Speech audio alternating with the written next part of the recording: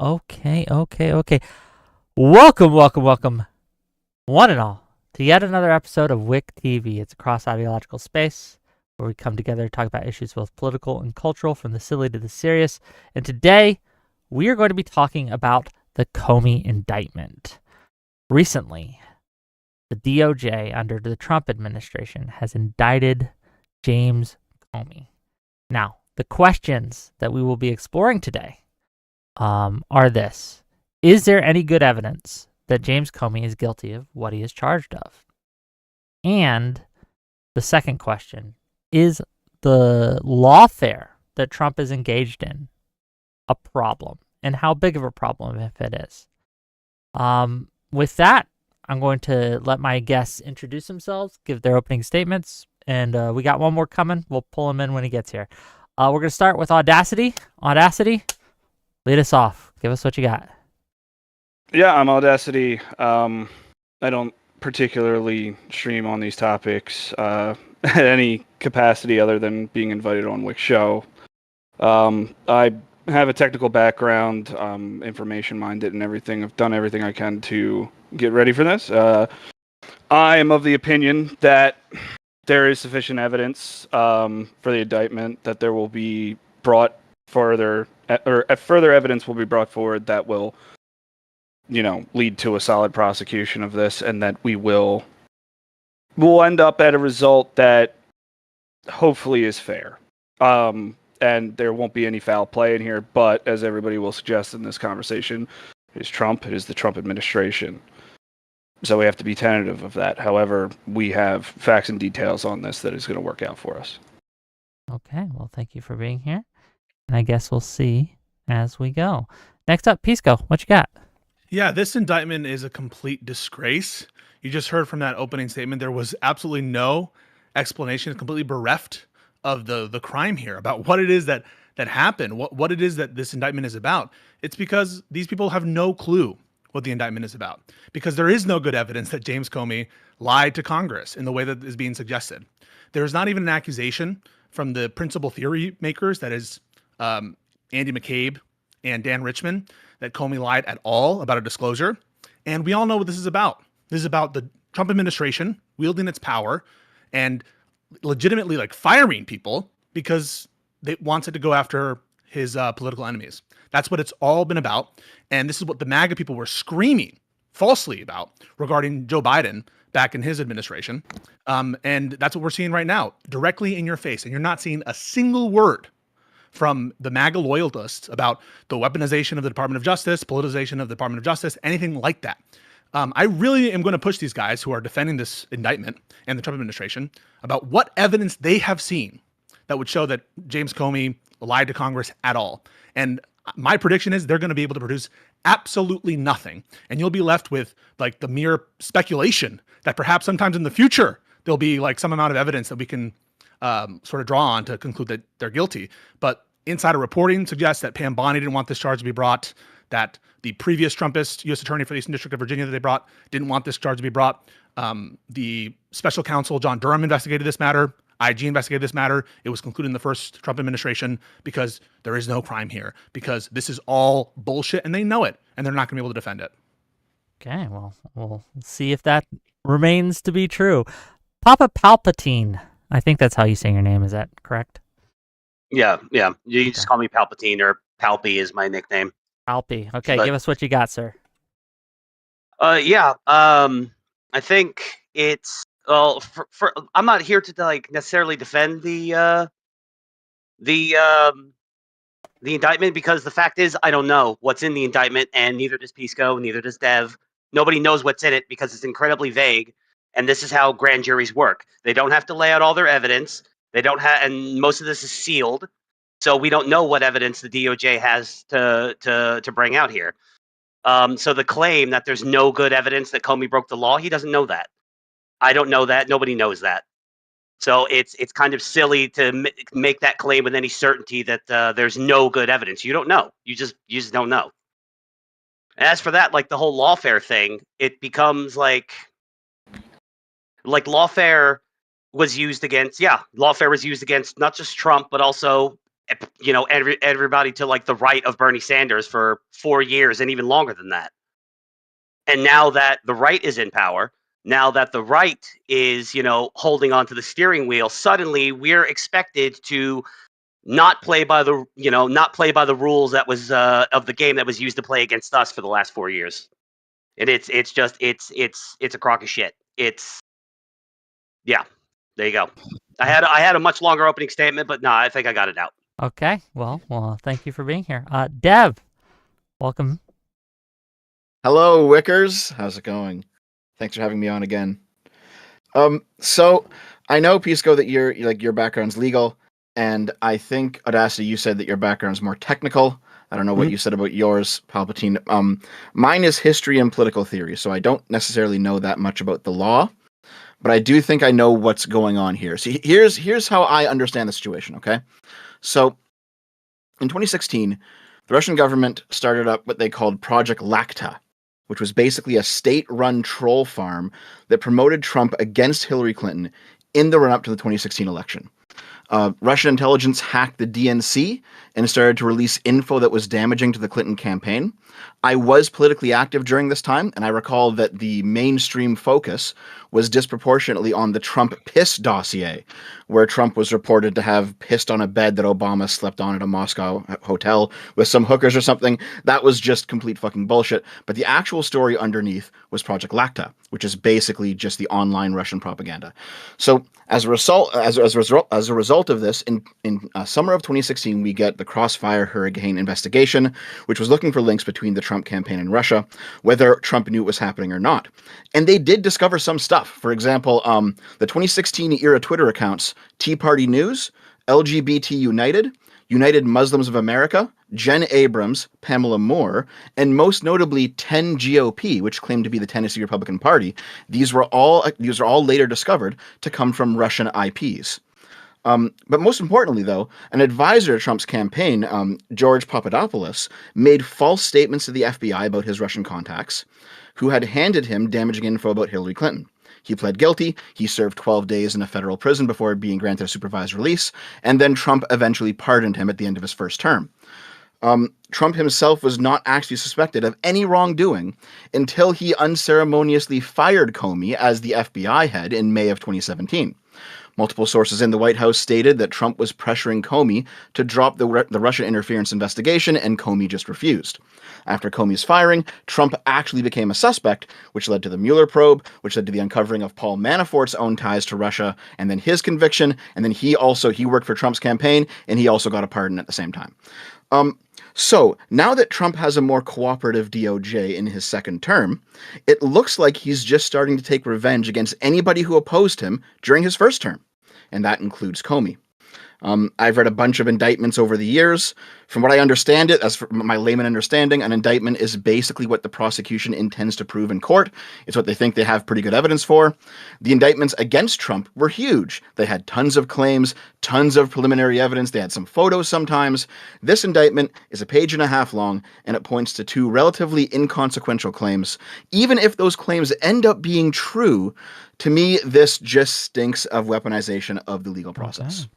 Okay, and with that, let's get into it. If you have trouble getting in, or you feel you're being talked over, raise your hand, get my attention. I'll give you the floor. But with that, what do we think, gang? Let's start with the indictment itself. Who is prepared to actually defend this indictment? Is anyone on this panel prepared to defend the indictment that was actually issued? Absolutely. Okay, so why is it, in fact, that you defend this indictment? Because even though the indictment released what's been unsealed and reported to everyone, what's available for everyone to read, doesn't actually discuss what was presented in grand jury to allow it to go forward, to allow a grand jury to say, hey, this is enough information for us to say this is a court case. It doesn't matter what's listed in the details. What matters is what happened to that room we weren't invited in, we didn't have access to. Now, if a report comes out otherwise... Your standard is you will support any indictment that clears a grand jury. Is that what you're trying to say? I mean, that's what's happened a bunch of times in the past 10 years. I'm asking you about your standard, your normative outlook. Because that's been the standard for a very long time. So just to be clear, you have supported every single case that was brought against Trump because it cleared the minimum threshold of the indictment by the grand jury. That's your position? No, first, but I came around.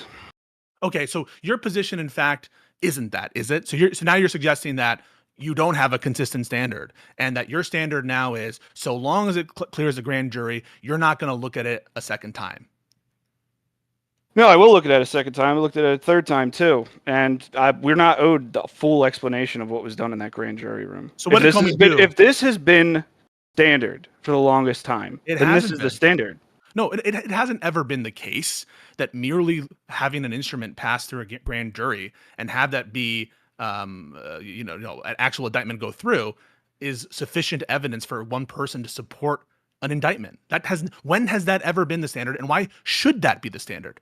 Surely you don't support that standard, do you? If that's what they felt necessary to release. Do you support that standard? Yes or no? The one that I just described. That is, yes. Okay, so you support any indictment so long as it passes a grand jury. You're going to support that.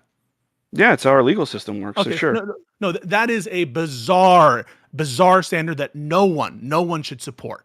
The story goes, right? A grand jury will indict a ham sandwich because the only people in the room with the grand jury are the prosecutors.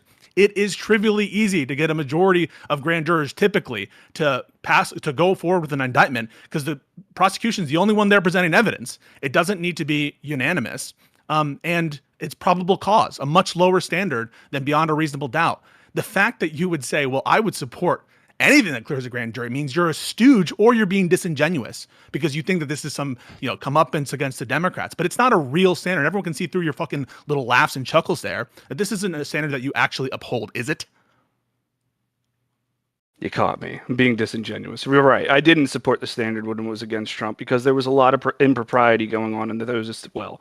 You had massive adjustments to the ways court cases were being brought against Trump. You had changes in statutes of limitations. You had evidence being argued that it was improprietary to the defense's case because I can't remember the exact reason, but you don't know shit. The whole conversation of, yeah, we did business with Trump and everything was above board and it was fine. We don't really have any complaints to make. And they were still like, well, we're not going to take that into account. You have no idea what the fuck you're talking about. You're talking about some misunderstandings of the statute of limited provisions at issue in the New York criminal case that has nothing to do with what I just asked you. What I just asked you had to do with whether you're normatively going to support indictment. And all you said was, yeah, so long as it passes a grand jury, I'm going to support it. No one was ever saying that should be sufficient for you to support an indictment or not support an indictment. And you're conflating it with other hang-ups that you're having with procedures of other cases that have nothing to do with what you were just asked. And you admitted just then, yes, I'm being disingenuous. So I'm asking you not for your disingenuous standard, but for your genuine standard. When are you actually going to support an indictment? That's my question. I support this indictment. Why? What did Comey do wrong? What is your understanding of what Comey did wrong? There's tons of reporting about him about him perjuring himself to Congress. There's tons of testimony, tons of argumentation to be made that he tangentially, in passing, passively, actively knew what was being leaked to the press. There's points in there that he had a third party that he would routinely go to proxy information out from his office to the press. There's enough information here and everything that's been going on and all the congressional hearings and all the congressional arguments that we see constantly on Facebook fucking YouTube algorithms that there was an effort from him, from his office, from his leadership, and from his subordinates to put this information out to the press. About what? What is the information about that supposedly he leaked? You have the information. What is it about? No, I'm asking you whether you have a minimal understanding of what he's alleged. So what are the matters that he's accused of lying, in which he accused of lying, I should say? What do they pertain to? 1 second. Oh. I'm really sorry. Whew. But the Clinton probe information and, the Clinton Foundation investigation was a accused leak, and the information regarding the investigation into him during the Russian probe. Okay, that information being leaked. So now the question is, do you have any evidence whatsoever that James Comey leaked or authorized a leak about information related to the Clinton probe? Any evidence whatsoever? Me personally, I don't, but we will Right. find out in an investigation. No. The thing is, and this is to the other guy's point. I don't know, Palpatine or whatever his name is. We're not writing on a blank canvas here. Thankfully, we have entire IG investigation about this matter that tells us the nature of the claims and what they can ultimately ground down to. And they can ultimately ground down into, and this is what the reporting is, because this U.S. Attorney's Office is leaking like a sieve. It either pertains to Andy McCabe. Andy McCabe never was authorized by James Comey to do a link to the Clinton Foundation to the Wall Street Journal, ever. He doesn't even accuse that. And the Inspector General under Trump, they found that in the same way that Andy McCabe wasn't authorized by Comey, that Comey didn't know in advance about any leak. So that theory is completely garbage. There's no evidence that Andy McCabe leak to the Wall Street Journal originated in Comey. At most, he was told about it a day after the leak actually occurred, or a day after the story came out. And then second, there's this story about Dan Richman. But of course, Dan Richman was publicly quoted with respect to the Clinton matters. And of course, the statement that is being alleged that Comey had adopted has to do with anonymous leaks to the press. And so no matter which way you slice it, either the Dan Richman theory, and that's the person, you don't even know the fucking name because you haven't spent any time looking at this indictment whatsoever, or if you take the Andy McCabe version theory of the story, you're fucked because neither of them accuse James Comey of authorizing a leak, an anonymous leak in that context. So you have, and you just admitted, right? You said, I have no evidence. All you're going off of is faith that somewhere, somehow, somewhere, somehow, you said you don't have any evidence, right? So what are we even here for? You have zero fucking evidence that. Yeah, man. Sorry, I'm not the prosecutor. I'm not on the grand jury. Yeah, I wasn't in the room when it happened. But you're willing to defend it, even though you admit you know nothing. Even you admit you have no evidence whatsoever. Even though there's public reporting that this Trumpist U.S. attorney was fired specifically because he said the case was bad and he wouldn't bring it, and that Pam Bondi didn't want to charge this case either. In that context, after there's been an IG report, after, by the way, the Trump administration under the first term charged McCabe for lying, so kind of implicitly contradicting their prior theory if they're going with the McCabe theory. In all that context, you say, I'm still willing to defend it even though I have no evidence. Isn't that dogma? Isn't that utter bootlicking shillism that you're just trusting the government no matter what, and you're just going to defend the government even when I know nothing? That's your new standard. I defend the government, I defend their indictments even when I know nothing about it. Hold on. The prompt doesn't require us to defend the indictment. The prompt is there is no good evidence. Right. So you understand? You don't know what evidence was brought. Do you know that you're in? Do you know that? Hold on, man. Because the name of the stream is Lawfare or Justice. It's not quite about the evidence, right? Like we're talking about whether or not this is. I'll just real quick. I did give 2 prompts. Pisco made those prompts. The prompts are as follows. So the good evidence is relative to an epistemic context. Obviously, like I can't prove to you that we're not brains in a vat right now, and there could be unexisting evidence that nobody is aware of, that no one has assessed at the moment. But given the evidence that is available, there is no good evidence whatsoever. And the fact that we are not, again, as I stress, writing on a blank slate here, where there have been previous investigations into these matters, including the previous Trump administration, where they have released reports on this matter, and including leaked documents from Kash Patel about, Project Arctic Vortex and these other Entropic, whatever the fuck these stupid code names are. They've released those documents, and given what's been publicly available, there is no good evidence that Comey lied at all, and you haven't been able to point to anything. That's not we don't have to. That's not the point of the prompt. The point of you're taking the affirmative position that there is zero good evidence, but that's an impossible standard to hold because you don't know what was brought in the grand jury hearing, and you don't know what evidence the DOJ currently is sitting on. We won't know any of this until it comes to trial. So an exhaustive search of the public record after previous administrations have released reports related on these matters and leaked documents that... okay, we can't hear because someone is fucking crackling. Oh, okay. yeah, you're... My bad. Okay. We good? Cool. Will you at least agree with the following? On currently available evidence, there's no good evidence. Then we can get into whether or not we think there's good evidence beyond the scenes. Will you agree with that? There's no good evidence now available that he lied.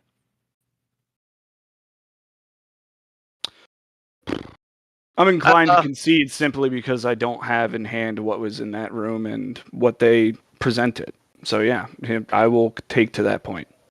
Yeah, sure. I suppose it's You're just trusting the government that they have good evidence. And like I said, a grand jury will indict a ham sandwich. It's just the prosecutors in the room. They can spin whatever tale they want. There's no judge there. There's no other side. So you shouldn't just trust the fact that the grand jury approved something. I'll have you know, they disapproved another theory of theirs, which is already a bad sign. Even unhinged MAGA legalists from like the National Review, this guy Andrew McCarthy, who's one of the most fierce critics of Russiagate, of James Comey's conduct. He hates James Comey. He thinks it's one of the greatest scandals ever. He says this case is a dud. It might not even reach trial. To the extent that it might reach trial, it might just be because James Comey presses it. But the truth is, there's no reason to think and to just trust this government that they're going to have the goods on Jim Comey. If for anything, there are just mistakes in the indictment as we speak. There's no utterance that Jim Comey gave that's included in this indictment. All they have is the statement by that was allegedly adopted by Jim Comey from initially Chuck Grassley and then asked again by Ted Cruz. That chronology is not presented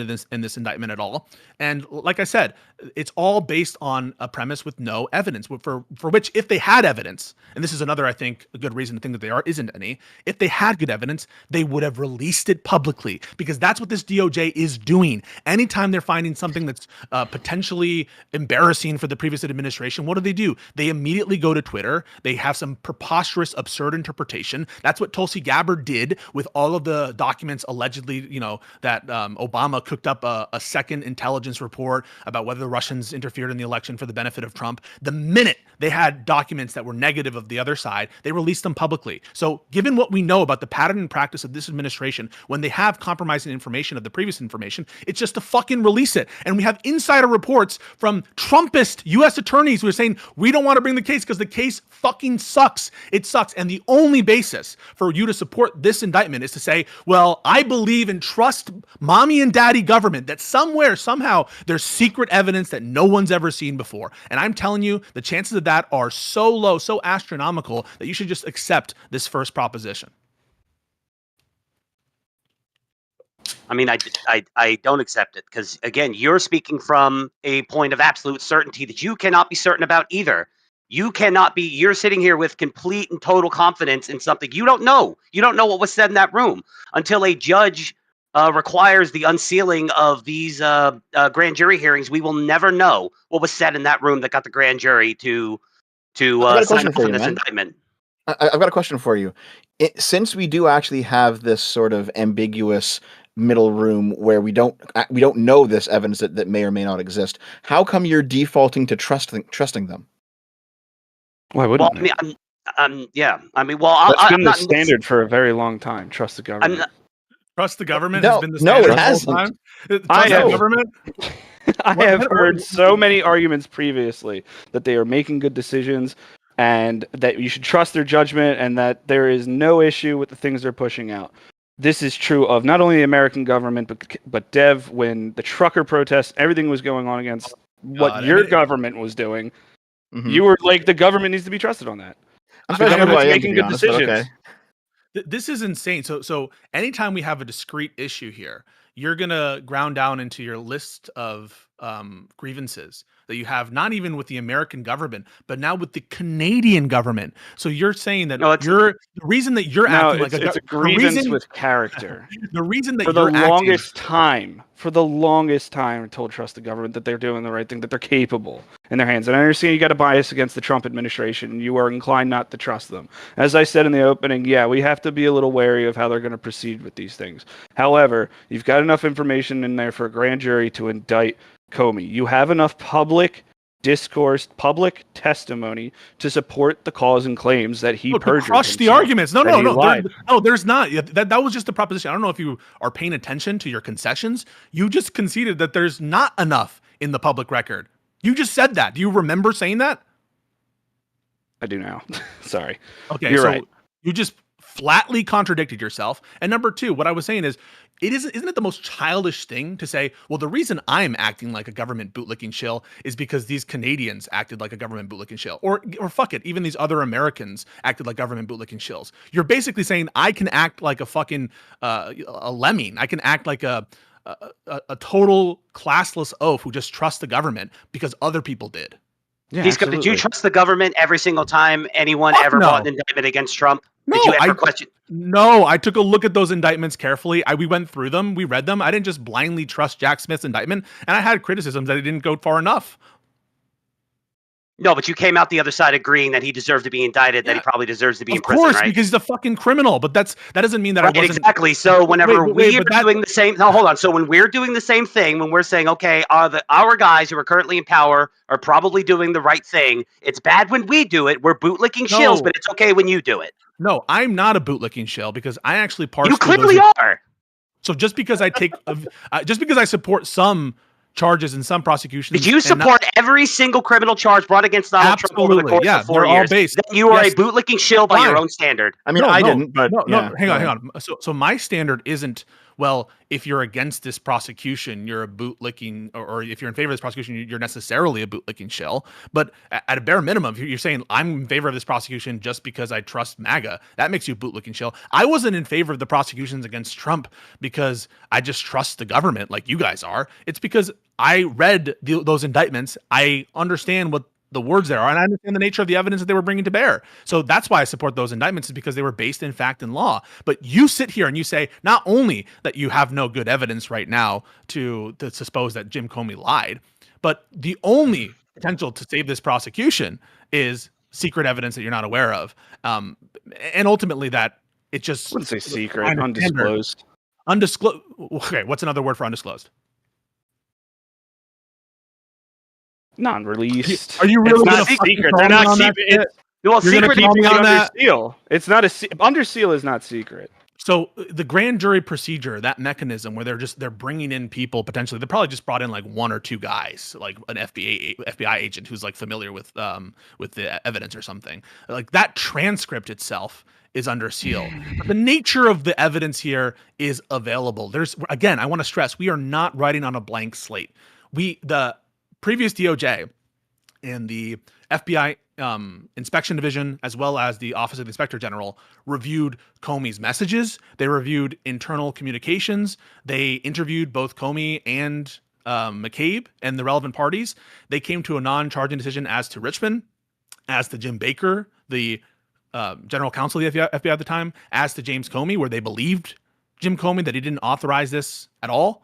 And to the extent that Richmond was giving any information to presses about Comey and how Comey was doing a good job or whatever, or giving Comey's side, he was not anonymous. And the statement from Grassley says anonymous sources. So given that we're not writing on a blank slate, there's plenty to go off of. And doesn't it concern you that the U.S. attorney that Trump installed in the Eastern District of Virginia said, I'm not fucking touching this. This is a Trump loyalist that said there's no case here. And Trump fired him and installed someone with zero prosecutorial experience, never charged a case at all, specifically because she was willing to bring these cases.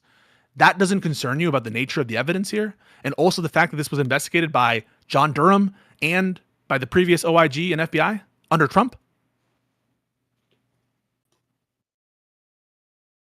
Palpatine, you want to take this? Your silence is fucking speaks volumes. You know this case is fucked, and the only way to justify it, the only way to justify it is by saying we're acting like you did. Hold on for a second. Hold on for a second. Well, no, like I said in my opening, I didn't come here to necessarily even defend the indictment because that wasn't the prompt I was given. I don't have to defend the indictment. Okay, like well, I'm glad you're not defending it. Your insistence is because I don't know. It's a 2-page indictment. Okay, I read a lot of the Trump indictments too when they were way longer. But I've also claim then. What is actually your claim then if you're not defending the indictment? That you guys don't know what the fuck you're talking about. You don't know what evidence was brought to bear. You cannot sit here with any degree of certainty and say you know for a fact there is no good evidence. You don't know what evidence the prosecution has to bring to bear. You don't know. Okay, so just because hold on, let Palpy go, then we're gonna go to Dev, and then we'll spin it back. Just because the Biden DOJ thought they had Trump by the balls and that they were willing to try to dab on him by dumping half of their evidence in their grand jury or in their indictments, doesn't necessarily mean that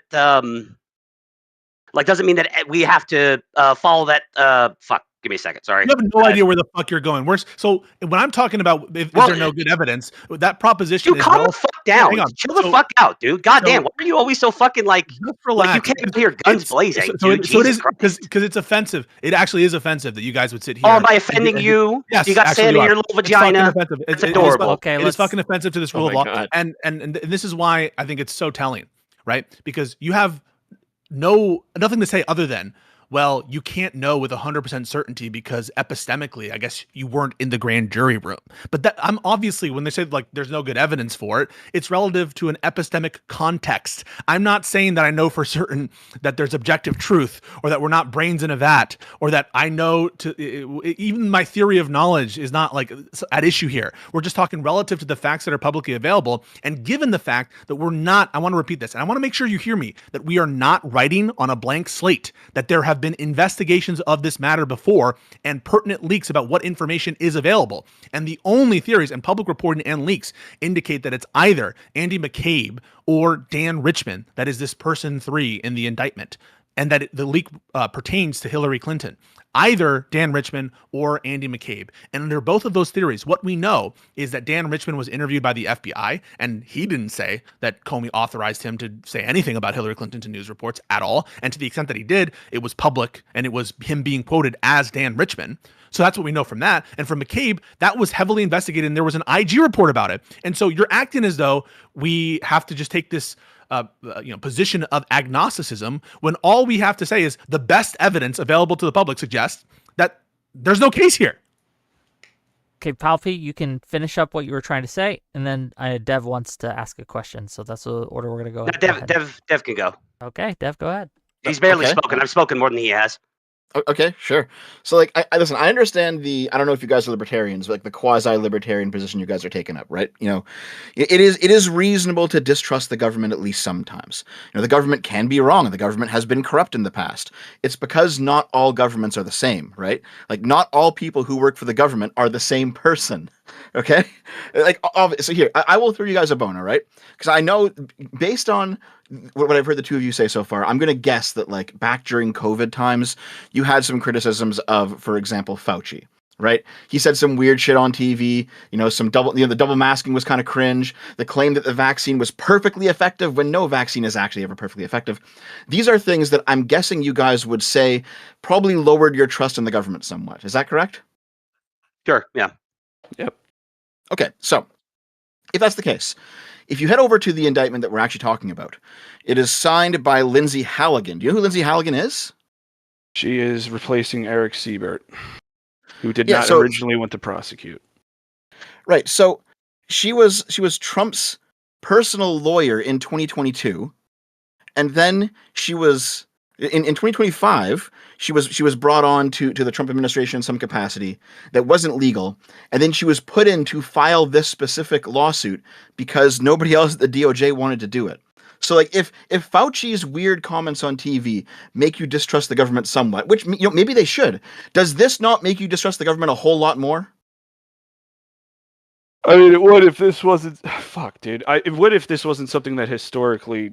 If replacing prosecutors, if firing prosecutors, if prosecutors resigning and then being replaced like this, which this isn't a resignation, all right? It is a firing. I just want to make that clear before they get, jumped on again. Firing of prosecutors and replacing them with another prosecutor and then charges going forward is not unfounded. It's not unprecedented. It has happened before. It happened under Nixon. It happened under... Do you understand what you're doing? I have Nixon. Do you understand what? So when you're citing Nixon, with the Nixon, you're citing the Saturday Night Massacre. Do you realize that? Yes. But I'm not trying to say or support for that action. I am saying that it's not unfounded that a prosuprosecutor get replaced. And it's also not even on all fours. It's not a good example. I have to find another one. What Nixon was doing there was trying to protect himself from from Special Counsel Cox at that time, right. The special prosecutor. This is offensive, right? So you can even say for Nixon, I think it was horrible. The Saturday Night Massacre is considered like one of our worst constitutional crises ever, and you just cited it as precedent that we should look to to what Trump is doing. So I suppose if that's the precedent you want to cite, whatever. I'm not citing that specific incident as precedent. I have to get to other elements if I could fucking remember them, but Are I you can't. okay, man? Well, No, it's like but I'm still here. But yeah. And in that context, he was stopping an investigation into himself, which is really, really, really bad, and something Trump is already doing, by the way, also during this administration and the previous one. But now he's going after his political rivals. So I would argue it's even worse what's going on right now. And even, by the way, the Nixon example is enough, and it proves my point, because that obviously was political and self-entrenching. Yeah. I want to make sure Dev got his point out though, and everything. Yeah, my point here is that it just seems to be the case that your skepticism towards the state is biased and it's one-sided, right? Like you see weird shit happening during COVID. There was reasonable questions to ask about government actions during COVID. Fair enough. But it's now that Trump's in the driver's seat and he has his personal lawyer file this 2-page indictment with fucking nothing on it, you guys are like, okay, no problem. Well, I mean, if we're, are we getting into the lawfare part of it? Because honestly, I don't care. I don't care about. We the can move lawfare. on to the lawfare part of it. That's fine. I honestly don't. I honestly do not care about the lawfare. I think that the left set the terms, and you guys have made your bed, and you can sleep in it. So to be clear, you're in favor of political prosecutions from Trump. I want to hear you say it. Not necessarily. It depends. You just said it. No, I didn't. Don't put words in my mouth. You said I don't care about it, right? So you're indifferent. No. I'm indifferent. Yeah, I'm indifferent. I do not look in an ideal world. In an ideal world, nobody would be participating in lawfare.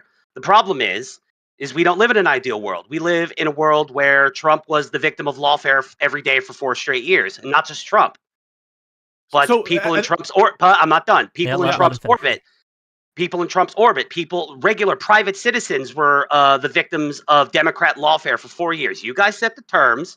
You guys set the rules of engagement. Now that we're in power, our guy is doing it to you, and suddenly you expect us to start playing by rules that you guys didn't even play by. So, no, I don't care. If Trump is doing this to you, I do not care.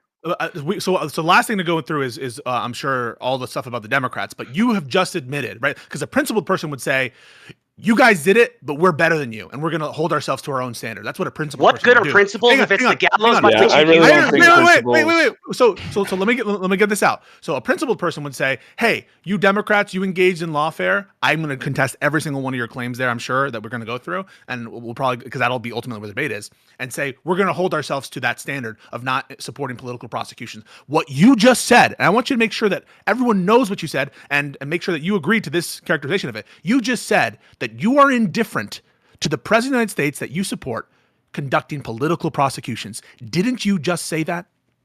Yeah, I said I'm indifferent to it. I do not care that he's doing it. Okay. Like, do you want me to say it a third time? You're admitting you're a hypocrite. You're a hypocrite. So you're a hypocrite, aren't you? What have I said that's hypocritical? Because you said you were against that in the first when the Democrats controlled, and now you're in favor of that. So that makes you hypocrite. No, I said in an ideal world nobody would be doing it. But the fact is the terms were set. Were you against political prosecutions when Biden was in control? Yes. Oh, are you in favor of them now that Trump is in control? No. You just said you were, right? No, I didn't say I was in favor of it. I said I'm indifferent to it. If Trump is going to, I said, yeah, this isn't a gotcha. This is literally the first thing I said in my opening. I'll just change it. So were you indifferent to prosecutions when Biden was in office? No, because that was the first time I'd seen Are you indifferent? I'd seen lawfare in my entire life. That's the first time I'd seen lawfare used so flagrantly. So you were not indifferent before, and now you are indifferent. That's hypocrisy, isn't it? That's not hypocrisy. That's called being jaded. Okay. That's called no. Let me analogize it a little bit. Let's say that I'm getting into a physical fight with a guy, and I go into it with the intention of it being honorable combat, and I don't do any cheap tactics. I don't thumb him in the eyes. I don't kick him in the balls. Nothing like that. And then first thing he does is thumb me in the eye, and I still don't retaliate. Second thing he does is kick me in the balls. I still don't retaliate. Then he picks up a handful of dirt and throws it in my face. And then finally, I get fed up. I kick him in the balls. I thumb him in the eye. I throw dirt in his face. And then suddenly he throws his hands up and goes, whoa, bro, why are you cheating? I thought this was a fair fight. What good is the moral high ground if it's just used as the gallows by which you hang us? Yeah, so sometimes there are some principles that I think, you have to have an even playing field or whatever. But there are two ways that I can address this. Is one, saying that the principle of having equality before the law and no political prosecutions is so important that even if it's asymmetric, and I believe it is asymmetric, I believe it's asymmetric that MAGA is political in their prosecutions and the Democrats are not at all. That's where I think the asymmetry is. I'm better than you, and we're better than you because we actually held Joe Biden to a higher standard than No, you didn't. what you're holding Trump to. And so, yes, you even there are some principles that we hold ourselves to, even in the context of an asymmetry. But I can just deny that. I can just go in it and say the asymmetry is reversed. That under Joe Biden, there were no political prosecutions of Trump or his allies, and under Trump, there's massive amount of political prosecutions, which you even won't deny. There's only one political prosecution so far, assuming that's even what it is, because there could be legitimate evidence that Comey broke the law. Is lying under oath against the law? Yes. Lying under the oath can be a crime. It's about Do you know for a fact that James Comey? What do you mean by no? Did not lie under oath. What do you mean by no? Do you know with certainty that James Comey broke the law or didn't break the law? Epistemic certainty, given our current understanding of the facts and given what's publicly available, yes, we know that he didn't. I think that we're fairly certain to a degree of, I would say, 99.99% sure that he did not lie to Congress. And there's no reason to believe that there exists this extrinsic evidence. Now, I'm giving that 0.01% for the possibility that this miraculous extrinsic evidence that no one has reported on, even though there have been massive amounts of leaks regarding this specific investigation, and even though this investigation has had reports done about it and public reporting and leaks already, I'm leaving that 0.01% chance for there actually being some extrinsic evidence that we don't know about. But that's the amount that the certainty principle is. No one is 100% certain about anything. I'm not certain that we're not living in the matrix. I'm not certain, but to the extent that we can be certain about something, I think the evidence that we have and what is known about the pattern and practice of leaking in this administration and the previous reports, that James Comey did not lie, and there's no reason to think that he lied. Okay, when they found, I assume you supported the Mar-a-Lago raid and the classified documents 100%. Yes. Yes. Okay, whenever they found classified documents in Biden's garage in a box near his Corvette or in the trunk of his Corvette, I can't remember the exact detail. Yeah. But do you think that would you have supported Biden being brought up on the same charges that Trump was? No. For doing essentially the same thing? It wasn't the same thing. It was the exact same thing. Classified documents that he allegedly was not supposed to take after he left the office of the vice presidency, kept in an unsecure place in his private residence. No, because what's the difference? What's the material difference? I can tell you the criminal standard of willfulness. Willfulness standard means under the national, so it's not classified document statutes. This is the Espionage Act, and it relates to national defense information. And the standard for retaining willfully means that you need to know that what you're doing is illegal in order to make out that case. And if you've read the Hur report, I'll ask you, have you read the Hur report? Yes or no? No. Okay. So you don't have any basis to say they're on all fours, do you? Because you haven't read the thing that details the difference? Well, no, I guess I haven't. Yeah. So why don't you shut the fuck up and move on to your next bullshit? I haven't read the Hur report. Yeah, you should read the Hur report, shouldn't you? If you're going to make the claim that they're the same thing, shouldn't you have to read the Hur report? Well, I mean, I suppose, but I've read it. I suppose I would have to read the thing. Read the thing. Yelling at me. Calm the fuck down. Go take a Midol. Chill out. Because you guys are ridiculous. You are saying that there's an equality here between two cases. That is the Mar-a-Lago case. Documents found in his garage in his private residence. Yes or no? Yes, they were. That doesn't make them the same. That doesn't make them the same thing. Oh, okay. So anytime anything involving classified documents, they're materially the same. Do it when Biden does it, it's okay. When Trump does it, it's bad. You want to call me? This is what MAGA thinking does. This is what MAGA thinking does. I do want to get Dev in here. Dev, go ahead. Yeah, please. Palpatine. There is actually a difference, right? Because Biden didn't know he had them in there. And in fact, if you look at the photos in the report that you haven't read, that's fine. But if you look at the photos, you can see that they're like buried under a bunch of other like documents. They're mixed in with non-classified things. They haven't been touched in years. It's very clear that Biden didn't know that they were there, and they've been shuffled around in multiple different house movings over the years. Like he didn't know. So you lack as you said, Pisco, you lack willfulness. But then you go over to Trump, the Trump Mar-a-Lago case. He's like texting his aide or whatever, saying, "Hey, buy a bigger lock for the room we have the classified documents in." Like he knew what he had. That's the difference between the two cases. I want to say just one thing real quick, that there is some bad evidence for Biden in this case, and I would be more willing to have this engagement with you if you've actually read the Hur report. That there is a recording of Joe Biden saying the classified stuff downstairs This is in his Virginia home before he moved back to Delaware. It could be a reference to his diaries that he took where no doubt there was classified material on them, but he just thought that he had the right to have them on there. It's a little bit more nuanced about the willfulness standard there, in that for willfulness, you need to know what you're doing is illegal. And Biden had a non-trivial argument based on the Reagan diaries precedent that he thought what he was doing was, retaining them lawfully. So I'm not here to suggest that Biden had no knowledge about having any classified material in his house at all. I think that's too strong what Dev just said there. But I'm certainly not going to get into the weeds of the willfulness standard and how these cases are materially different for people who haven't even done the barest amount of research to even read the Her report where it would detail the differences. So I just want to say, Dev, there's some true things about what he said there, but I think Biden is more culpable than what people suggest who are Democrats with respect to the Her report. I just think it doesn't reach that standard of willfulness. And ultimately, I think the cases are so different for other reasons as well that we could get into. But why even engage this? Why even bring this up if you haven't even done the bare amount to even read a summary of the kind of evidence or even read the executive summary of the Her report? That is what is so offensive, I think, to anyone who's trying to, you coming in and say it's the same thing because it involves classified materials. That's fucking stupid. Why would you even open yourself up to say that any case involving classified documents is materially the same as any other case? That was a stupid thing you said, right? Well, no, it's not a stupid thing I said. Well, and the reason why I brought it up was, first of all, I hadn't actually read about the case in a long time anyway. I brought it up as an example of the your guy Biden doing something that is at least materially the same as what Trump did, and you wouldn't support prosecution against him like you did against Trump. That was my point. That's the thing I'm asking you about. You just said that it involved classified materials, and therefore the cases are materially the same. That's not a standard that you think is tenable, right? And that you can't believe that. Just real quick, just a housekeeping thing.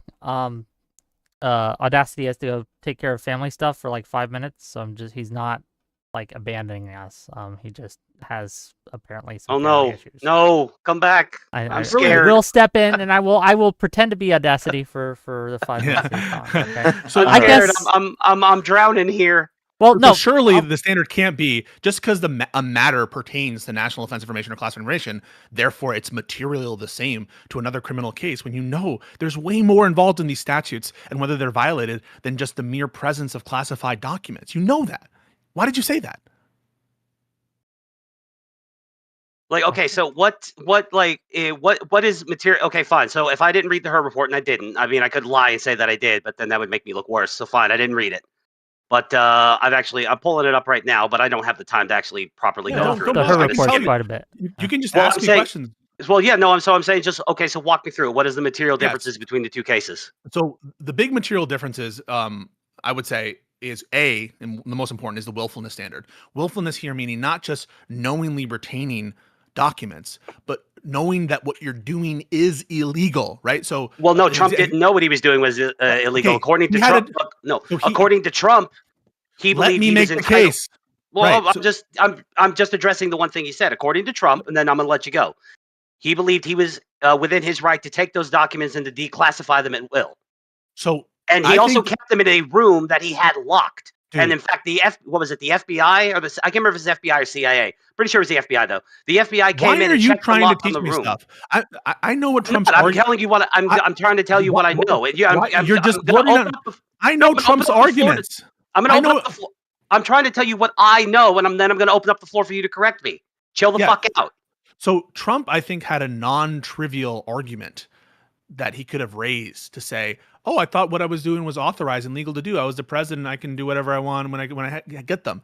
The reason why the case is so much stronger against Trump is because after he was subpoenaed by the DOJ and he knew, right, that he had no authorization at that point, right? He could have contested the subpoena from the FBI and said, actually, I have a legal entitlement to these documents. He didn't contest the subpoena. What he did was he gave a subset of documents over and moved some classified documents, which at that point he knew he had no authorization to have. Why? He had been subpoenaed for them. He gave over a tranche of documents. He authorized a document saying, I have no others. And then he said, I'm not supposed to show you these. I'm not supposed to have this, when he was caught on tape saying that. So that is all incredibly strong evidence that Trump, after he was subpoenaed, knew that he was not authorized to retain those documents. And that evidence just simply doesn't exist to the same strength for Joe Biden. So that willfulness argument, when he starts moving around boxes to hide them from the FBI, to hide them from the DOJ, when he starts talking to his lawyer saying, why don't we just not tell them about these documents? That is showing a willful mindset, not just knowing, right? Willful, as in knowing what you are doing is not authorized. That's what willful means. And the evidence of obstruction actually, and that's where it's beyond a doubt. I mean, Trump is obstructing the search warrants, the subpoena, obstructing the investigation, no doubt.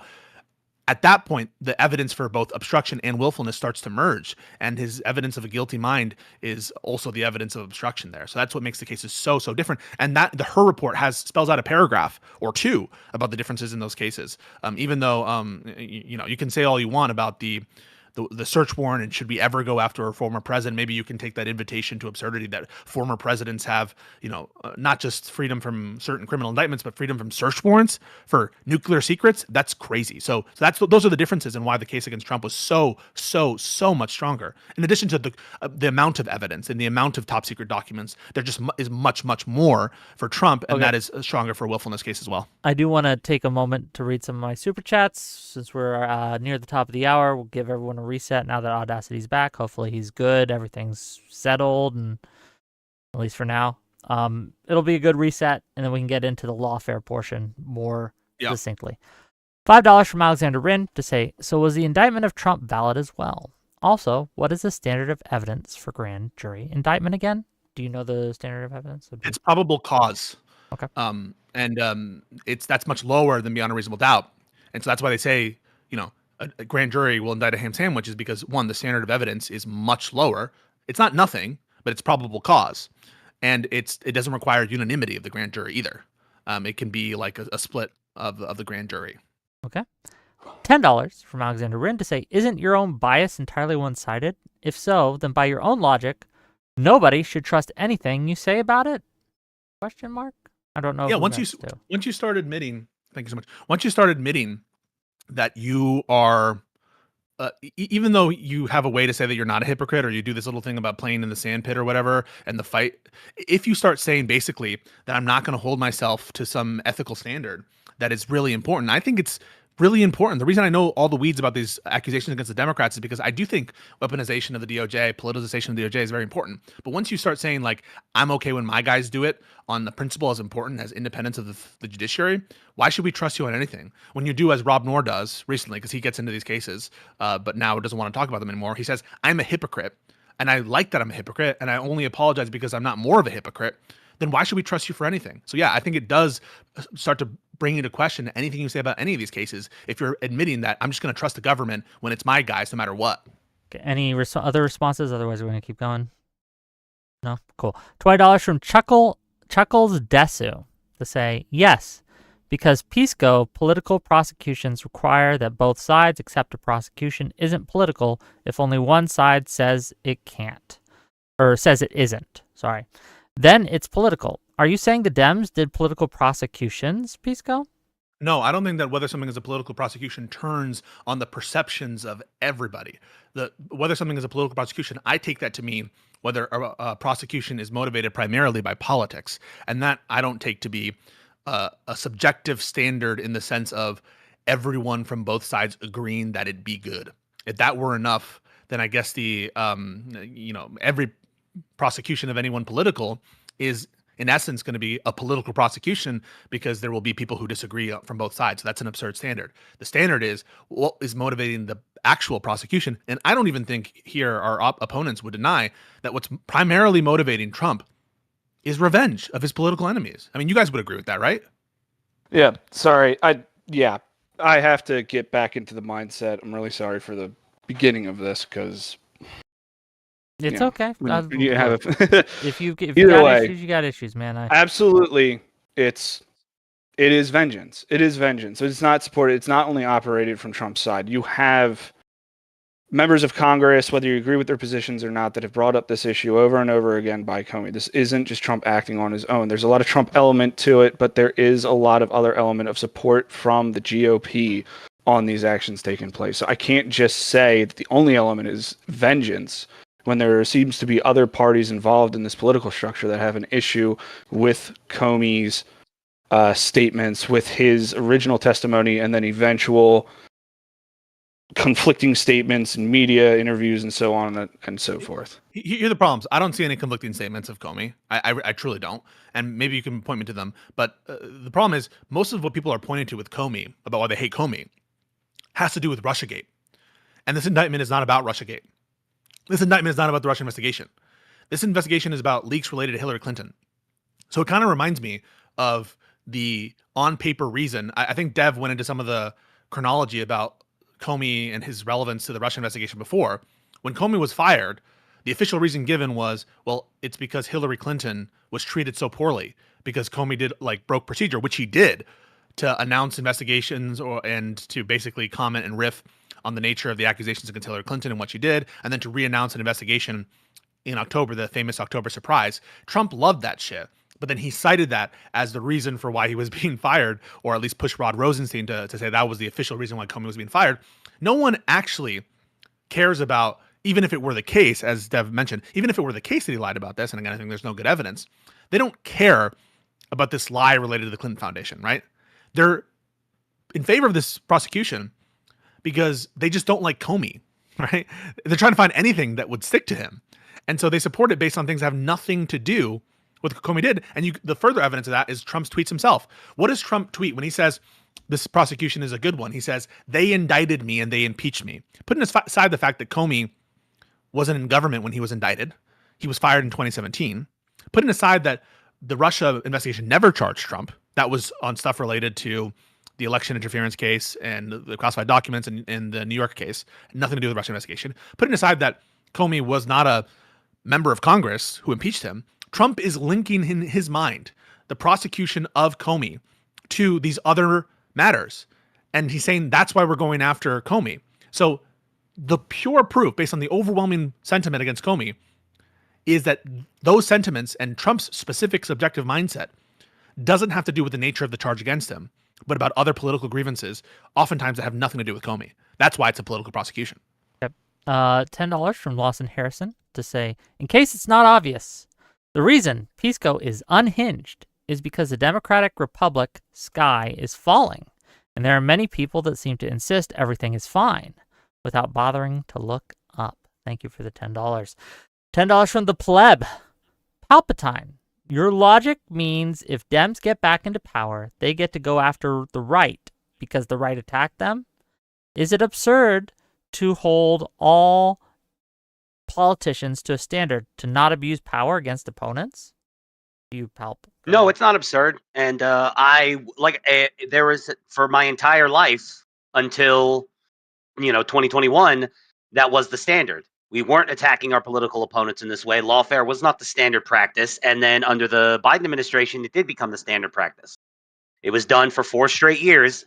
And if, let's say, by some miracle, the Democrats managed to, the Newsom AOC ticket manages to defeat, JD Vance, then they were, even whether I feel one way or no, if I feel some type of way about it or not, they were going to do it anyway.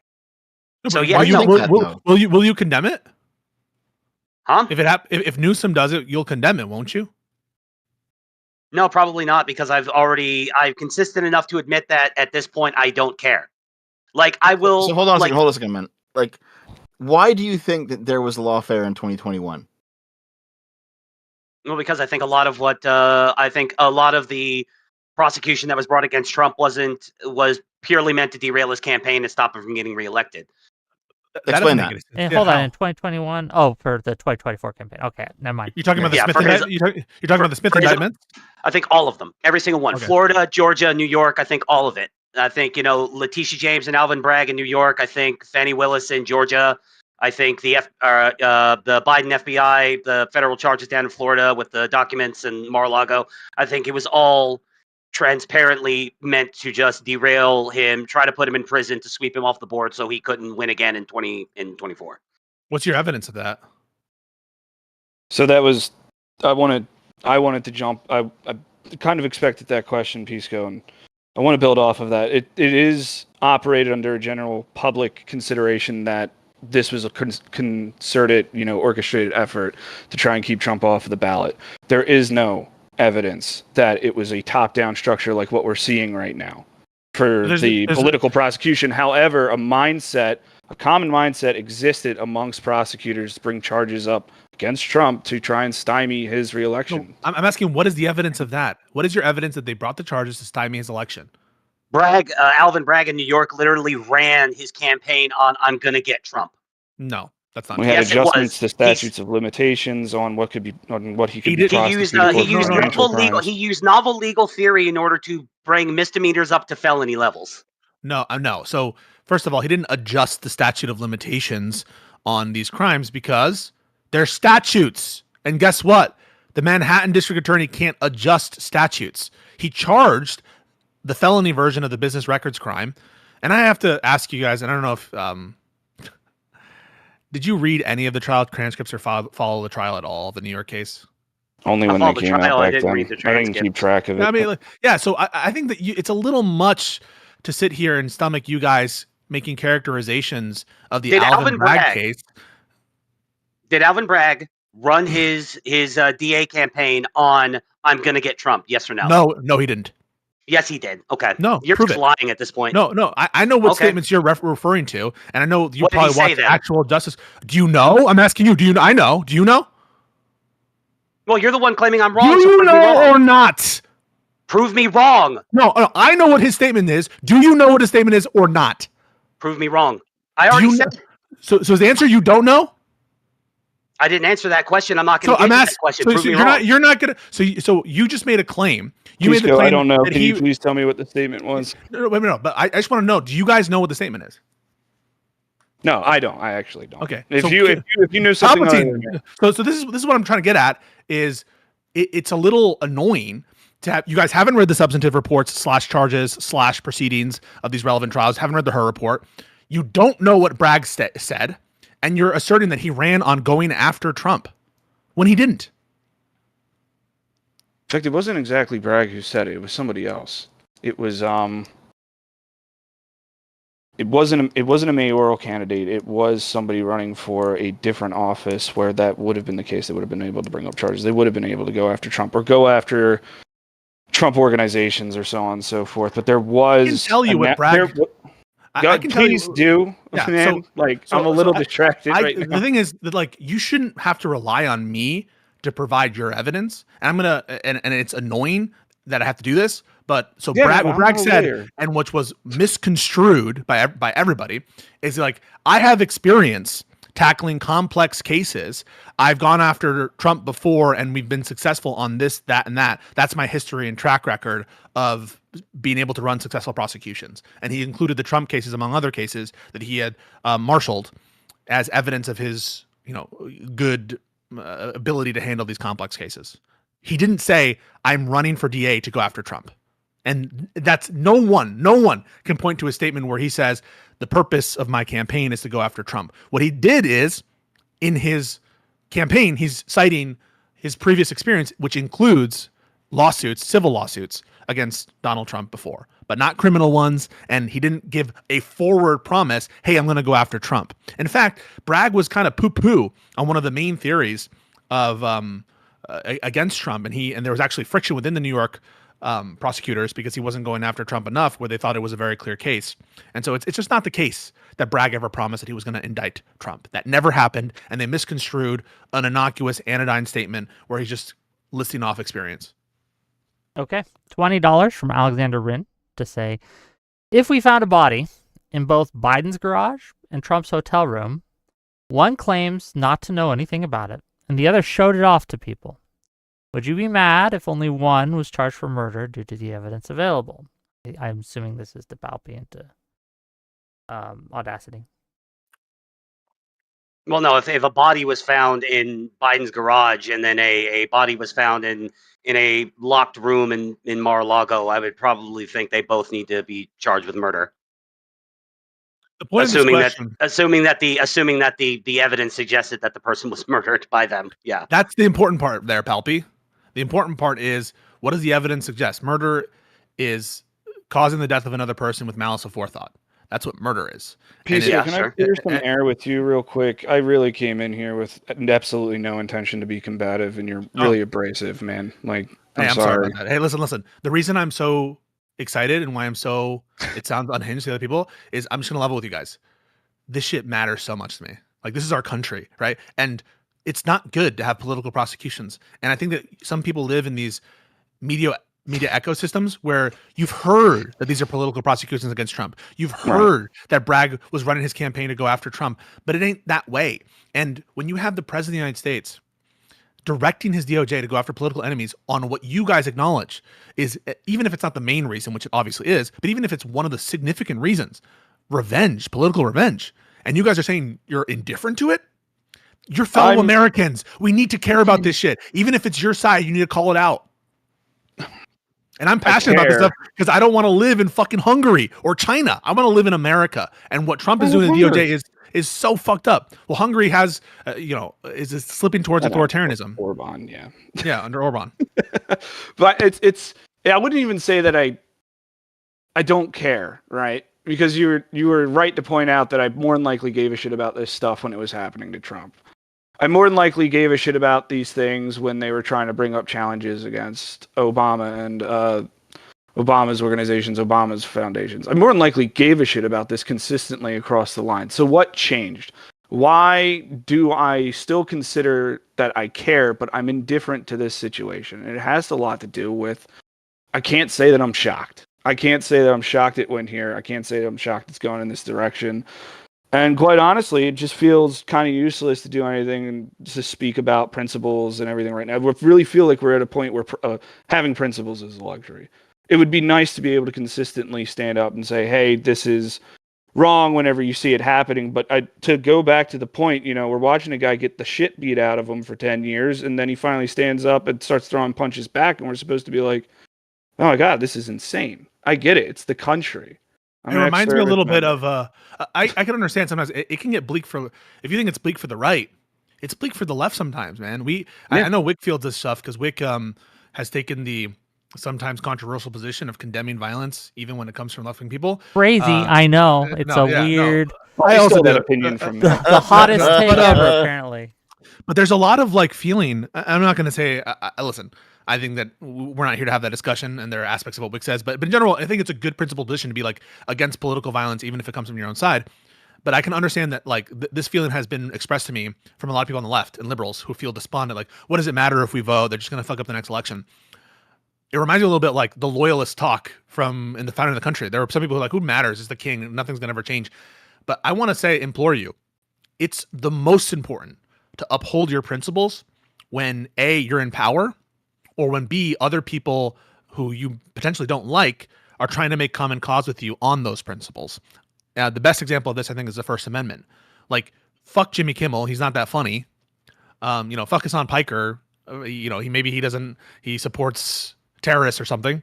But it's most important to promote our principles when it's the vulnerable, it's the strong going after the weak, because once they make that excuse for that group, which is unpopular or which is disaffected or where it doesn't affect you directly, eventually it's going to come for you too. And so I would urge you not to be despondent. You're in power right now, and you have an obligation to hold your side to their principles. The same way, by the way, that there were a lot of critiques of Biden by left-wing and liberal people. He was eviscerated, especially after his cognitive deficiencies came into full focus. And the last hanger-on to bring it full circle was pretty much Wick TV. I still think we would have won if he... But that's a different debate. We can have that another time. Yeah. $10 from Gelatinous Rube to say there's zero need for debate, quote unquote, when, quote, you're not allowed to have an opinion on this because you're not a legal scholar, end quote. And the quote turns out to be exactly That's not what's as happening. the plebs described LMAO. No, I hate when people are like, you don't have the right credentials. Did you go to school? I don't try to bring up the fact that I'm a lawyer in these discussions. Everyone has a right to an opinion on these cases. And sometimes I have to say lawyers say dumb shit. And people there are some times where I like Eli Honig, but oftentimes he sounds dumber than some non-lawyers on these cases. So I don't think just because you have a law degree doesn't mean that you're any, smarter on a particular thing. Okay. So ahead, Palpatine, Dev, just please. real quick here, man. When I asked you earlier, if you thought that Trump was the victim of lawfare, you brought up the New York case. Do you believe that the other three big ones, the Mar-a-Lago case, the Georgia phone call case, the D.C. election obstruction case, that they're also lawfare as well? Yes. Why? Well, in the Mar-a-Lago case, I don't think that. Granted, I don't know like exactly what documents he had, and I'm sure that's going to be a giant point against me. Specifically in the terms of like, I don't know what was on them. I know they were classified. I know some of them had to do with intelligence stuff like that. And that there's the audio clip of him waving a piece of paper around and saying, "I'm not supposed to have this." Now, in that audio clip, it's not like he's holding it up for a person to read and showing them exactly what's on it. You hear him wave the paper around saying, "I'm not supposed to have this." Everybody has a chuckle and then they move on. But I don't think it was malicious. I don't think he was like secretly keeping, piles and piles of state secrets that he intended to use or weaponize later on. I think he just said, he thought to himself, "I'm the president, or I'm about to leave the White House, but I'm the president. I'm allowed to keep these things anyway. I can declassify them later, or I can, later on if I want to." I don't think there was malice. Like, I don't think there was any What about intended after the subpoena, weaponization. though? What about after this? So, okay, you can make that argument, and I'm actually sympathetic to that argument subjectively for Trump because he thinks that he can do whatever he wants, and one of the standards here is willfulness. But what about after he's subpoenaed? Like, after he's subpoenaed, he has no excuse, right? The DOJ went to the effort to subpoena him. He could have challenged that subpoena and said, "No, I have the right to these documents." He didn't do so. So how No, can he this turned over extend- he turned over a bunch of them, and then the FBI felt, and But the DOJ said that he didn't turn over the ones they actually wanted, and then they raided his house, right? That's like the chain of events. So there was a subpoena for all marked classified documents, all of these documents, and he gave only a subset of them. Isn't that a malicious mindset? I mean, that you don't, that the fact that you're giving them over as opposed to When did we challenging determine that there was only a subset? Sorry to cut you off. When did we determine that it was only a subset? Was after the raid happened and they found more No. documents, or they actually had on file listings of what he was holding? So it was after Trump had signed on to a document or authorized the signature of his lawyer that he had given over everything after agents visited Mar-a-Lago and took a bunch of boxes of documents from that room. Mhm. After that, they had information that there was more documents there. Either it was a CI or something like that, but they got information that They saw like cover Fine. sheets and they were like, Yeah. "Oh boy!" Or Yeah. and maybe it was the fact that they like were able to know which documents were missing and in conjunction with the NARA or something. But Yeah, whatever, typically under release, when you're dealing with original classification authority, when you're dealing with subsequent classification authority like that, anybody that essentially, I mean, I believe still to the standard today that the president is still the only person by word of mouth only and without witness can declassify a document. However, it requires that they actually be sitting in the chair first, so you can't be caught with classified information afterwards. But I declassified it. It's like that doesn't work that way. But every other record, whenever something is released, classification is changed or change of custody is changed. There's a record of what it was, where it went, and who it went to, and for what purpose. So if there's something like that, I'm willing to believe there was something like that. I'm willing to grant that the president, when they're in office, has the ultimate control over classification stuff. The classification rules are promulgated by presidential directive, an executive order.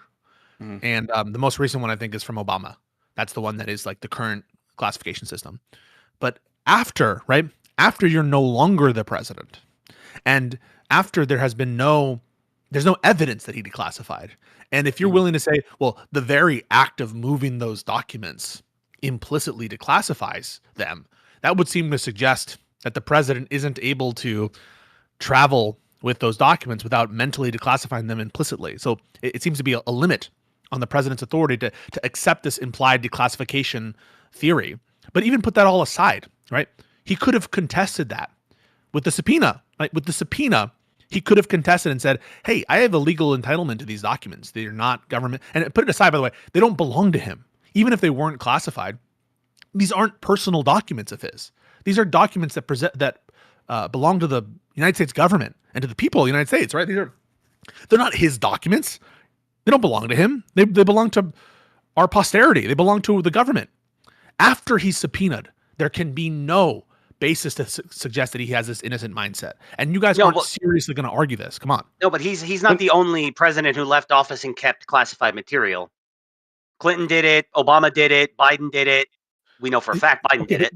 You keep going back to this, which is, yes, there have been, and not just them, right? Mike Pence.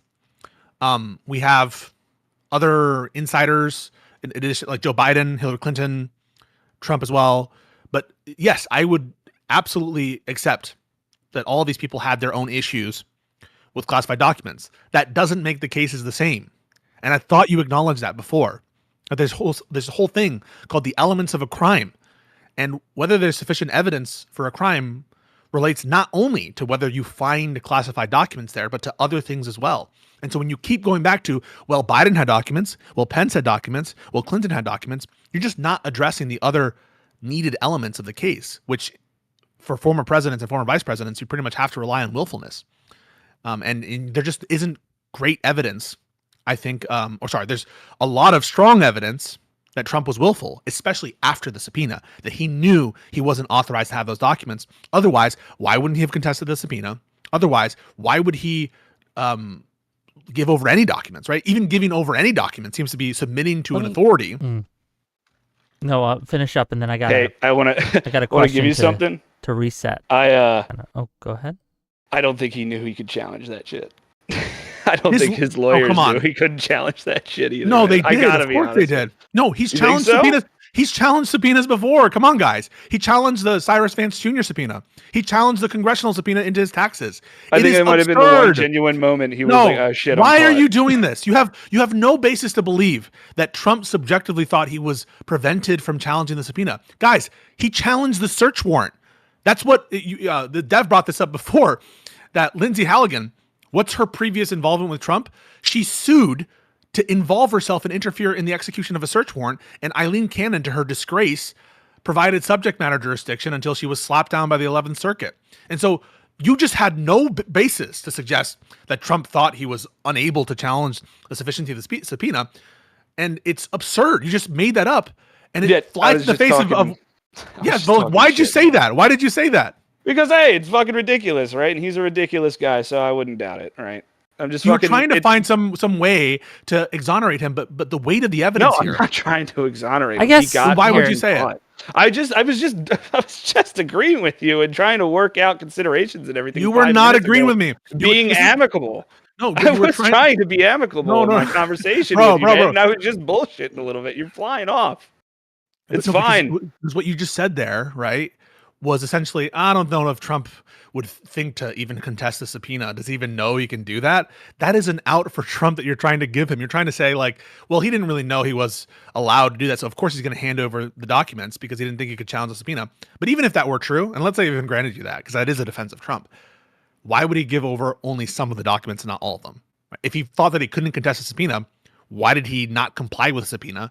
And why did he only give a subset of the documents over? So it doesn't make sense. No matter how you slice it, he's twisted himself up, that this is Trump, into an area where there's like no possible defense. And even the MAGA commentator said the absolute slam dunk case out of all the cases is the Mar-a-Lago case, because it's so fucking overwhelmingly obvious this dude's fucking guilty of that shit. And it's like those flat earthers, right? You ever watch those flat earth debates where they can have they can have like individual explanations for certain phenomenon, and they can say, well, the refraction doesn't explain this, and so this is more explainable by a flat plane. But they can't have a model that works together where all the different observations match. And so, yeah, Trump can say mental declassification, but that provides other problems for him and difficulties for him. Yeah, let me Trump can say, let me ask this, perhaps to maybe get us on a track that we can actually have some substantive disagreements here. In Audacity, in Palp, in your opinion, what is the strongest case of lawfare that was done against Trump? And to Pisco and Dev's side, what is the strongest piece of lawfare that you would point to that Trump is currently doing that you think is worthy of condemnation or examination? Let's have Palp's side go first, and we'll have Pisco's side go next. Yeah, go ahead. Strongest one, your best one, your nuclear bomb. Okay.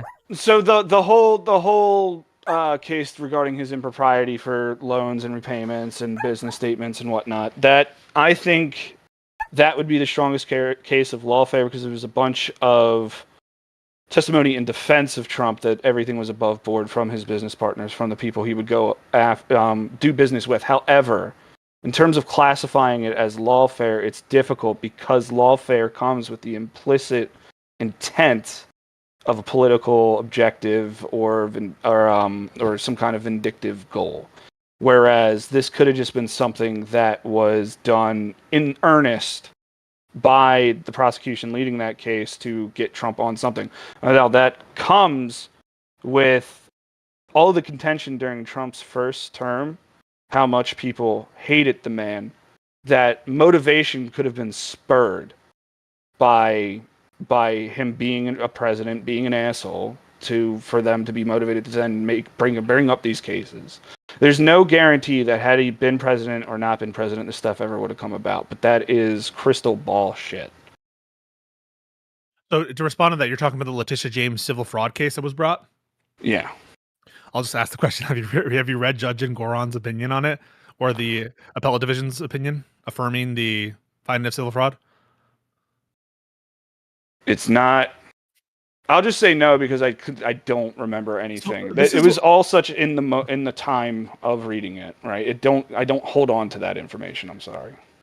That's like, have you ever read those opinions? I find it puzzling because, well, the appellate division one just came out, so okay, let's just put that aside. Like, I just find it like, if this were really a case of lawfare, I think that people on the MAGA side would take the time, right, to steep themselves, maybe, if there was a genuine good faith feeling of lawfare, steep themselves in the facts and legal theories, or at least some, because basically what you said is, well, there's some evidence that some of his business partners were ultimately fine with some of the loans that were provided. But that's not denied, and that doesn't make something lawfare. Just because there's some, testimony as to that the loans, they probably they're okay with the loans and it turned out okay, that doesn't mean that he didn't commit civil fraud. And I touched on that, though. I said it would be difficult to classify it as lawfare because we can't establish that there was an actual political or objective or anything. But Wick asked you for the strongest case of That's lawfare, the strongest. and what you said was a case where we can't establish it's lawfare. So if the strongest case of lawfare is one in which we can't establish it's lawfare, it seems like that's a little fucked in terms of where your position is in this debate. You can't establish it. You can't wrap it in the verbatim definition of lawfare, but you can't also say that these people weren't motivated to go after Trump on whatever they could consider or whatever they could build as legitimate legal cases. They were better at it. They were better at bringing cases against Trump. We can only say as opinion it was lawfare. We can't actually contest any definitive definition that it was. Okay, if you're acknowledging that you can't establish that this is lawfare under your vision of what lawfare is, and that's the strongest case of lawfare, then I think that you're acknowledging that we can't establish that there was lawfare against Trump. I think that that's a logical entailment of what you just said. Let's give Palpy a chance. Do you have anything to add, or do you disagree with your comrade's example or anything like that? Go ahead. Well, no, I don't necessarily disagree with his example. I have a different one, and I in my opinion, I think it's the Mar-a-Lago case. I think it's the classified documents case. I think it was a nothing burger of a case, and that it was the Biden DOJ kind of trying to just grasp at straws to get Trump. Like, I don't even think necessarily that the goal, because lawfare, I don't think necessarily has to end with someone in prison. I think lawfare is just using the law to disrupt things or anything like that. So I think the goal, whether Trump ended up in prison or not, or he just got a slap on the wrist kind of sentencing at the end of it, even though he came out of the other side of that practically unscathed. The point was always to disrail his presidential campaign and try to keep him off the ballot. Okay, I have a question for you though, Palpatine. Okay, just real quick. You know, putting aside the legal stuff, just as normal people here, do you believe that Trump was guilty of any wrongdoing, even just morally, in the Mar-a-Lago case? No. Why not? No, because I think, because like I said earlier, I don't think he had any malicious intent. None of the documents that he had, while they were classified, none of them were later on revealed to be like extremely classified, like stuff that would have gotten people killed or things like this. They were content to go after him, and they weren't like coming after him with like all guns blazing in the same way that, like, they would if he was like hiding a dead body or something like that. it just seemed like a straw grasp to me. It seemed like a kind of a, like I said, a nothing burger of a case, which again, taking classified documents with you when you leave office is something that every president who before him and vice president, and not even then, like classified documents in other positions in the federal government. People take that shit home all the time. This is the first time in my life I've never known anybody to get charged with a crime over it. Okay, so if this is your position that Trump he didn't have any malicious intent, okay, and we're not talking legally here, we're talking just morally, as morally, I don't think he had. Okay, I don't think he had anything wrong. No.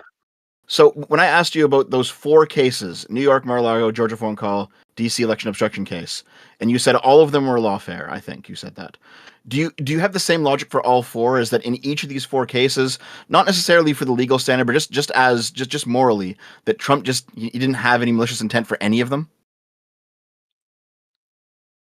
Well, I mean, no, I don't know. Like, I mean, I'm not in the man's head. I don't know what his intent was. Do I think he had malicious intent in every single one of them? Probably not. No. Why? Well, I mean, what would have been the outcome for any of them? What malice would have required, if he was being malicious in any of these cases, what was the end goal that would have required him to be malicious? Okay, let's I can tell you if you want. Okay, go for it. Sure. So in the DC election obstruction case, that case revolved around the 7 slates of false electors and the John Eastman scheme and presenting the electors as if they were real when they were not real. And Trump's motivation there would be to seize power in 2020. Well, I mean, if the election was stolen from him, then what's the malice? So it wasn't stolen from him, though. It was stolen from him. Yeah. Oh, okay. I mean, I don't want to get into this here because I don't think it's necessary. Because I don't want the whole was 2020 stolen or not. I just don't like. It's a rabbit hole that we've already gone way off the prompt anyway. But no, yes. If you're asking me what do I think, I think 2020 was stolen. Yes. So here's the thing, because it is kind of important, because your logic seems to be that Trump had no malicious intent in the DC obstruction case, specifically because the election was stolen from him, and therefore he was. You're asking me morally, not legally. Morally, yes, morally. He was morally justified to do this. Yes. If he truly believed that that he won that election and it was stolen from him, yes, I think he was morally justified to do everything in his power to try to keep himself from being military coup. Wait. So he did not do a military coup. No, I'm asking you. No, you just said anything. He would support anything. So if Trump had done a military coup to prevent Joe Biden from being authorized, you just said anything. You would support that, correct?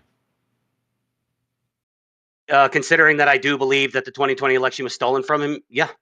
Yeah. So you would have supported a military coup. Because I do not believe that Joe Biden was genuinely elected president in 2020. I do not believe that. So yeah. So do you condemn Trump for not implementing the military to prevent Joe Biden from getting into office? No, I condemn. No, I mean he followed. I think he followed what he thought to be the best, his best course of action. Obviously, it would have been even let's go ahead and say, for the sake of argument, that 100% it was stolen. Everything you heard, Sharpie Gate, everything that happened in Georgia with the covering of the windows and just everything, every single crazy kooky, the Kraken, all of it was true. It's still a bad, kind of optical thing to use the military. And the one thing Trump wants more, and you said he should have done it, but you said he should have done it. Hold on. Let me finish. Yeah, let him finish. But just real quick, it's bad optics to use the military. Sorry, go, please. Well, yeah. What I'm saying, I'm getting to that. So, what I'm saying is that, okay, the one thing that I think Trump wants more than anything, what he wants more than power, and I'm not saying the man isn't power hungry, because he does like power. He's been a New York real estate magnate his entire life. He likes to be in charge. He likes power. But I think the one thing he wants more than power is to be loved. And so, he's kind of in a rock and a hard place of again, for the sake of argument, let's say you said he should have done. You just said. I just want to make sure you can back away from this opinion if you want. You just said he should have. I'm not backing away from it. Okay, no, I'm telling you can if you want. I don't want to. Yeah. So so you think that Trump should have used the military to stay in power? I understand should to be what something someone ought do, right? Something you should do is something you ought do. So he didn't use the military. He ought to have, correct? Yeah, I mean, I've said that 3 times. Okay. Yes. I think that, look, I do believe that the 2020 election was stolen from Donald Trump. and he should have used every available tool in order to get to the bottom of that theft. And if at the end of that it was revealed that no, I actually did lose, then okay, fine. Then at that point it's like, okay, fine, well, whatever, we lost, and it came out later, and well, I'll eat the crow on that. Including arresting senators and congressmen to prevent them from certifying Joe Biden. Correct? You would support that? That is, yeah, sure, why not? Because, like I said, I honestly do believe that the 2020 election was stolen from him. I believe he won that night. I understand. Go ahead, Deb. I've got two questions for you, okay? I think a coup was committed against him, and it would have been acceptable for him to use the military to stop that coup. Okay, I got two questions for you, okay? Firstly, you just said that you believe that Donald Trump wants to be loved above all else, right? Yeah, I do think he wants to be loved more. Like, he wants power and love, but I think if you asked him, or if you could get inside his mind, which one does he like more? I think he likes love more than power. Right, okay. When we were talking about the Mar-a-Lago case, you said that you can't get into Trump's head and divine his motivations. How are you doing it here? No, I'm not divining his motivations. I'm just kind of speculating. Okay, but still, you couldn't speculate before? I did speculate before. I was speculating that he wasn't being malicious in the Mar-a-Lago case. So I'm speculating as to. Okay, I understand. Yeah. So yeah, I don't think I'm being inconsistent. So epistemically, you're on the same ground as all the Democrats who are reading the minds of Trump, right? Under your theory, right? In terms of what you know, you're saying he wasn't malicious. Them say he is malicious, but you're admitting that you're on equal grounds in terms of your epistemic. In terms of our ability to speculate what goes on in the mind of a person when we don't have psychic powers, yes, we're all. So you're all on equal ground. No amount of. We are all equally grasping at straws in the dark. But we get to mental motivations and states of mind through circumstantial evidence. And you would never take this ultimately agnostic view of people's intentions, right? Like, if someone goes to shoot you, you can infer that their intention is to shoot you. Now, it could be possible that there's an alien mothership that's controlling this person, but in the absence of such extraordinary evidence, we infer mental states by circumstantial evidence. So I just don't understand why you're giving ground and you're conceding that you're no more justified to believe that Trump was not malicious as Democrats are to concede that, or to say that Trump was malicious. Aren't you just saying that your explanation is no better than the Democrats? Well, didn't I just say yes? Yeah, you just said that. But why would you agree with one versus the other? You're basically saying the only reason I support Trump is because I like Trump. I do like Trump. It's not the only reason I support him. I agree with pretty much, not just a lot. I agree with pretty much every policy position he's ever put out. So if you acknowledge both are equally justified, that is, the notion that Trump is malicious and that he's not malicious are equally justified, then why are you picking that Trump is not malicious over the Trump is malicious? If they're I don't think that the two theories are necessarily equal. I think that what we're doing, as in just assessing the state of mind of a person with no evidence, is we're both grasping at straws in the dark. Like, I don't think, but I don't think, if that's your view of it, that we're all just largely grasping at straws, in what sense are Democrats more grasping at straws when they say that Trump is malicious versus when you say he's not? I mean, isn't it all, if it's all just clutching? Because like what other than the Comey thing so far in the 10 months he's been president now, he's been back in office, like what truly malicious thing has he done to attack anybody on the left? Well, I'm going to give examples, and I do have examples, so don't push me. Okay, go for it. I will bring them, but you're just going to say. I asked the question. I want the answer, so go for it. I understand, but I just want to make sure. If I bring up an example, are you going to say, "Well, you're just trying to read his mind"? Well, no, fine. Just give me the examples. Like, what's the malicious thing? A really clear case is the Eric Adams. They dropped that prosecution. Mayor Adams, a corrupt Democratic politician, was taking bribes from the country of Turkey. He was doing so to steal funds, in addition to other corrupt purposes, to get like expensive, lavish gifts, and also to steal funds from New York City. This was a case brought by conservative prosecutors in the Southern District of New York. Trump cooks up a corrupt deal to drop that case in exchange for cooperation with ICE and Tom Homan. That is hugely corrupt. And it caused a judge basically to call out this corrupt quid pro quo. And you have Trump essentially defending a corrupt Democratic politician explicitly on Fox News for favors when it comes to ICE enforcement.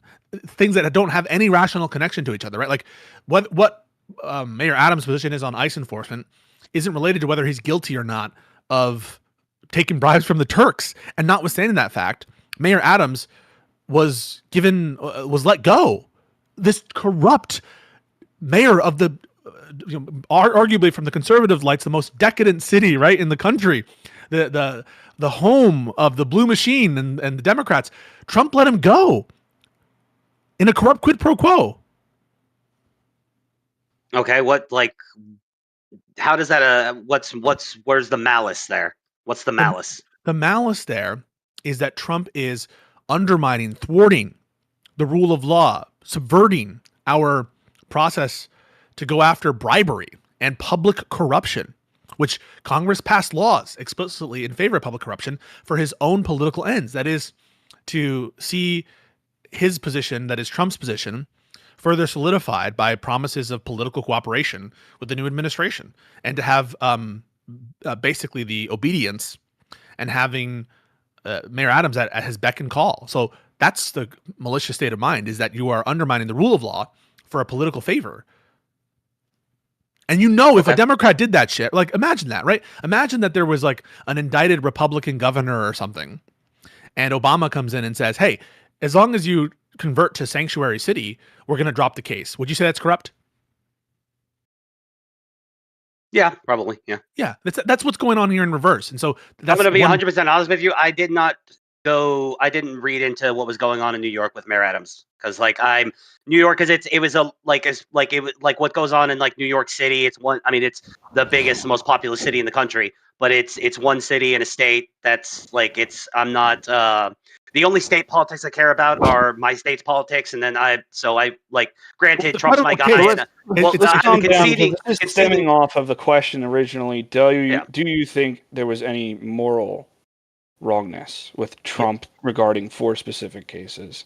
And we're getting into the weeds on other stuff, and we're building this establishment on your personality, about your state of mind on anything. Would you be conflicted? Would you blah blah blah? And it's safe to attest that you did not think this far ahead on those things, and this consistency testing isn't really paying any. Okay, like I said, I didn't know much about the Adams case. I'm enjoying this. I didn't.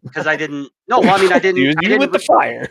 I didn't read about the Adams case. I mean, you got me there. I did I read that Mayor Adams was facing some corruption charges, and I didn't read too much deeper into it, because I thought, go to the allegation in New York corrupt. We can move off. That's all. I don't care about that. Yeah, we can move off. I can't opine. That's fine. So you brought up as the best example of lawfare against Trump was the classified documents case in Mar-a-Lago, and you guys got into a little bit of the weeds about, did he do anything ethically wrong there? But let's just take a moment there and think about it. This is the case that every legal commentator, whether you're conservative, pro-MAG, or whatever, says is the absolute strongest. Why is it the absolute strongest? Because the evidence of obstruction could not be better. You have breaches of the attorney-client confidentiality because of the crime fraud exception. Multiple different instances of obstruction of the investigation, including going after moving the boxes. You have telephonic records to that effect. You have these communications between his subordinates saying we need to move these boxes before X time. You have the certification that they're complying with the subpoena when they know they're not, and when Trump must know he's not. So it's the strongest case. What is the evidence whatsoever that this is lawfare? Deleting the security footage, another one, yeah. Because it doesn't, because there was I don't think Trump was doing anything morally incorrect. I don't think that's your definition for lawfare. So your definition of lawfare. My definition for lawfare is using the law in order to destroy your political opponents. No. Which was the end goal of the Mar-a-Lago case. It was not to slap down Trump. It was not to gain justice for some horrible wrongdoing, some crime he committed against the country. It was about destroying his political campaign. You just said so. In response, I got a question for you here. Here, Palpatine. Just real quick, okay? So, let's assume for a minute that Trump was actually guilty in the Mar-a-Lago case, just for the sake of argument, okay? Mm-hmm. In that case, would it still be lawfare? Because not only, even though he's guilty, it also does disrupt his political career. Guilty of what the crime of what they're indicting. Well, yeah. So he's asking you, assume that Trump is guilty. Would it still be lawfare to go after him? No, we're assuming that, because like I said, if he, I will concede that if he did violate the law, I don't think he did so knowingly and maliciously. I mean, I understand that, okay, but after the subpoena thing, to the question though, what they're trying to get at is, even if a politician, a high-level politician of the enemy team, does something wrong, do you think it is lawfare to go after actual crimes by high level? Like if Chuck Schumer did something, broke the law, right? And Trump prosecuted him, would that be lawfare in your mind? No, if just keep it simple, if Trump murdered a guy today, or if Trump murdered a guy in 2021 and got busted in 2022 and was in prison by 2024, no, that's not lawfare. He murdered a guy. But Dev is not talking about murder. He's talking about the classified documents. Yeah, I've already said I don't think he broke any laws. So no, but the question is, assume he did though. Assume he did. If it's a conditional, okay? It's a conditional statement. If he broke the law, would it be lawfare? No, probably not. Okay, so the reason why people don't think it's lawfare is because the evidence of his guilt is overwhelming in that case. Overwhelming. He absolutely knew he had those documents. He was ordering his minions to move them around so that the FBI would not get them and he wouldn't comply with the subpoena. He knew he wasn't authorized because he had the subpoena, because he said he wasn't allowed to have those documents. And he knew that his conspirators were deleting footage. They were talking amongst themselves about what the boss wants. That is, the boss wanted those documents to be saved, even though he had no legal right to have them. And every legal commentator, including MAGA people, said this was his weakest case. He didn't have a legal. He only had a legal right. He stopped having a legal right to have those documents after he was subpoenaed to give them up. When he took them, he was legally allowed to have them. No, he wasn't. It's just about whether he was willful when he took them. Every single time classified documents were taken by a former president, they broke the law, right? Yes. But it doesn't mean necessarily that they're guilty of a crime. You understand the difference? Honestly, no. Okay, so I don't materially think. I'll tell you why. So there is a difference. Breaking the law doesn't mean committing a crime. A crime is defined oftentimes, usually almost exclusively by statute, and it has specific criminal elements. But not everything that is illegal is a violation of a crime. Do you agree? Okay. Or do you disagree? No. Walk me through that again. Okay. So let me give you an example. I got a little lost there on the way. So it could be illegal for Trump to take out those documents and bring them to Mar-a-Lago and to retain them there after he's president, to retain the documents. I think when he brings them during his presidency, he's probably authorized to do that. I would agree with you there. But to retain them after he is the president, almost certainly illegal. But that doesn't mean it's a crime. Okay, because in order for it to be a crime, it needs to meet some criminal elements. And I would agree, probably at that point, you wouldn't have enough for willfulness. So that's why the evidence of his obstruction is so damaging for Trump, because after there's a subpoena, there's a lot of evidence of willfulness there. And so just because it's illegal for him to retain the documents, and just because it was illegal for Hillary Clinton to have classified documents on a private server outside the State Department, doesn't mean that she committed a crime. See, and this is the problem that I have. It's rules for thee and not for me. It's okay when my guys do it, but when Trump does it, it's bad. No. You're not understanding me. Do you I do understand. I do understand. You don't understand what I just said. No, what I just said was. I do understand what you're just saying. I'm saying I don't agree. Okay, so you think every breaking the law is always a crime? Is that what your position is? That breaking the law is always a crime? My position is... Just answer the question, and you can explain. Is it your position, yes or no, or I don't know, that breaking the law is always a crime? No, not always, because sometimes you break the law by mistake. Sometimes you trespass. You trespass on private property when you're hiking and you didn't know. Yeah, sometimes, for example, defamation is not always a crime. Like defamation is not protected speech, but oftentimes it's like a civil suit for defamation, and you're breaking the law by defaming someone's character, but it's not a crime. So the notion of criminality isn't coextensive with breaking the law. And so I acknowledge that it was certainly against the law for Joe Biden to retain those diaries of his, but it didn't mean that he committed a crime when he did it. Well, to get down to the brass tacks of the thing is so if we're all agreeing that keeping classified documents after leaving office is a crime, but the difference here is that Trump did it knowingly, right? No. We're not agreeing on that. We're not agreeing on that. Except you did. A second ago, I asked you. No, I didn't. Is it a crime? I'm trying to be very specific. No, hold on. I asked you a minute ago. I said every time a former president leaves office, takes classified documents with him, that's against the law. You said yes. No, sorry, I said against the law. I didn't say a crime. You just said a crime. I'm being careful in my language. You're not. I apologize. I am using crime and against the law interchangeably. So let me try to clean it up a little bit. I don't think. Okay, the reason why I think it's lawfare Just to get back to the Wait, core of the question you want to be done with that? So we just did an entire thing. You just want to move off it before we've resolved it. Well, no, I'm still on the same topic. I'm trying to reorganize my thoughts by trying to get back to the brass tacks, and then we can explain. It sounds like you're dodging this line of inquiry I'm not trying to dodge this line of inquiry. Just to interject, it feels like a considerable amount of charity is being given to the Democrat side on this. I mean, it's you're trying to establish essentially a mens rea on this, right? You're trying to say that there are circumstances involved when it comes to charging someone with a crime or stating that a crime was committed, that it's not actually a criminal activity. You can walk out of the store with a candy bar in your pocket, forgetting that you put it there, but it can't be established that you did it purposefully if you are earnestly making the point you didn't steal it. Sorry to address you. Yeah, I think that one of the problems in trying to make a symmetry between the Biden case and the Trump case is differences in mental state, specifically willfulness. And you would base a lot of that off of the Her report, which you guys haven't read. Yes, because that's the basis of facts for the Biden investigation. So yeah, I've got it pulled up. I'm going to read it when we're done here. Okay, but like the thing is, how do you even begin to try to draw a disanalogy or try to say that there's a similarity or a symmetry when you haven't read it, right? Like, how could you possibly say that you know enough to say these cases are materially similar if you haven't read the source documents? You get me? I mean, the greatest. Can you address what I just said?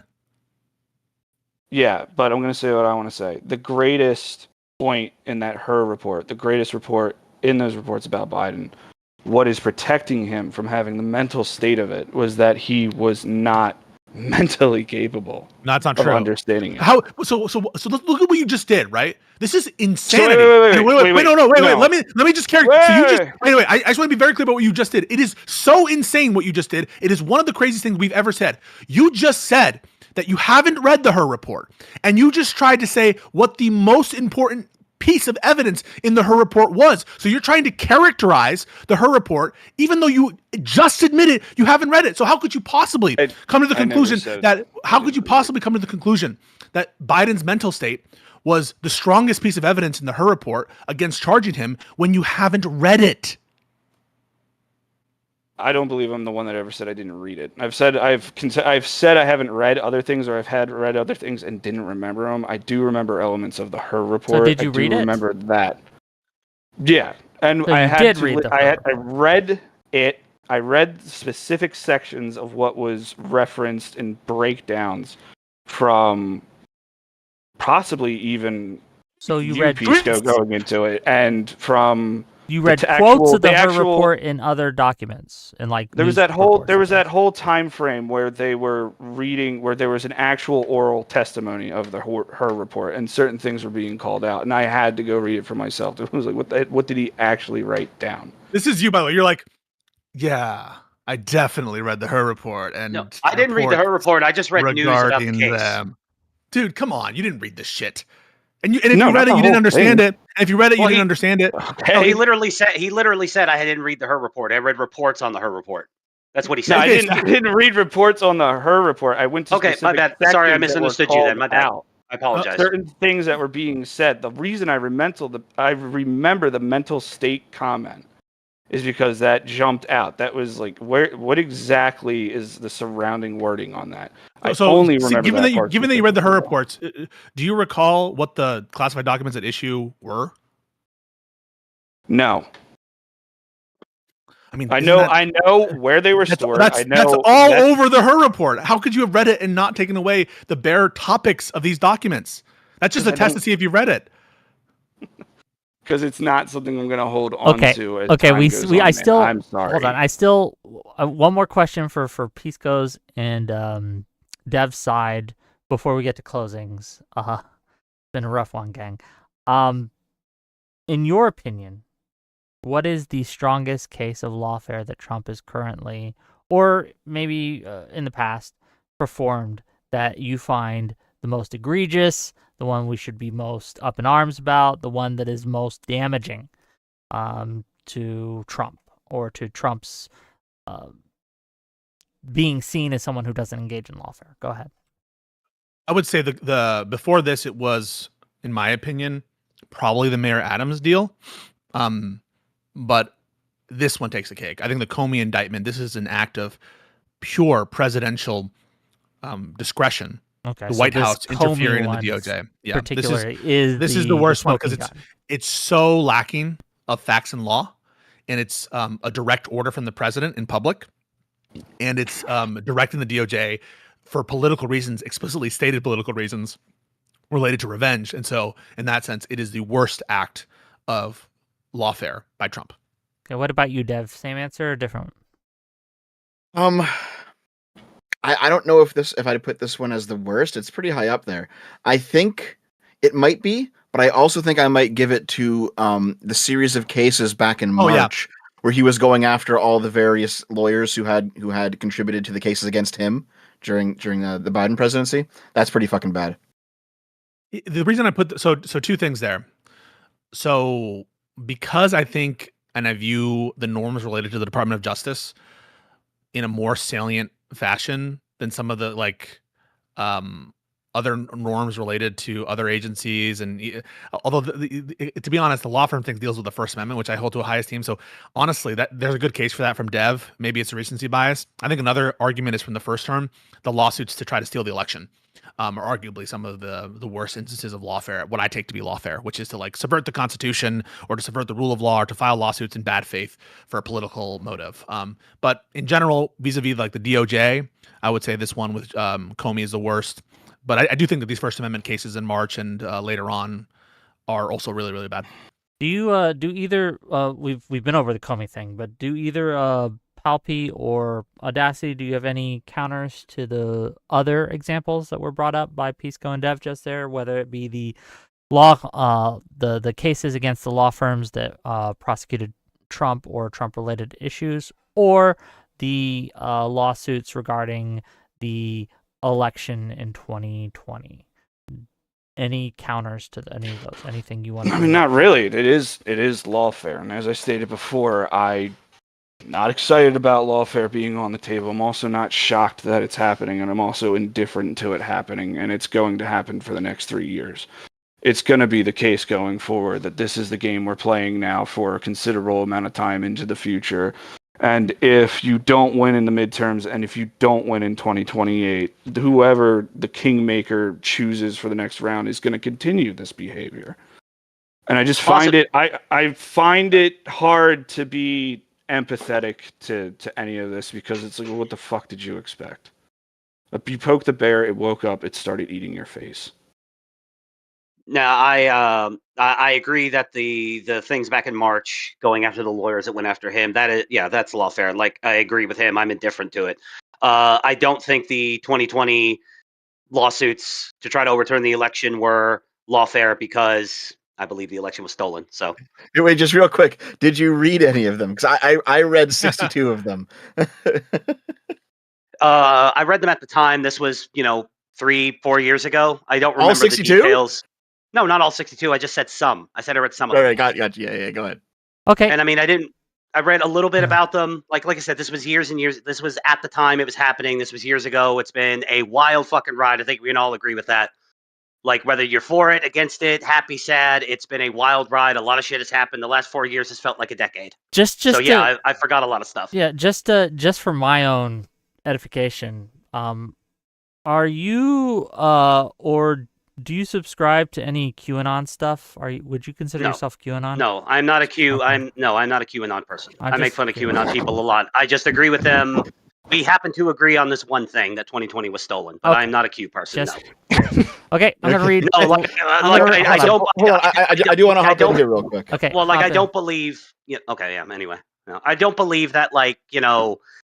Trust the plan that there was a secret, conspiracy between the Trumps and the Kennedys that goes back 30 years, and that this is all part of a plan, and secret satanic, energy sucking vampires in the high. No, I don't believe any of that shit. Good. Our secret's safe.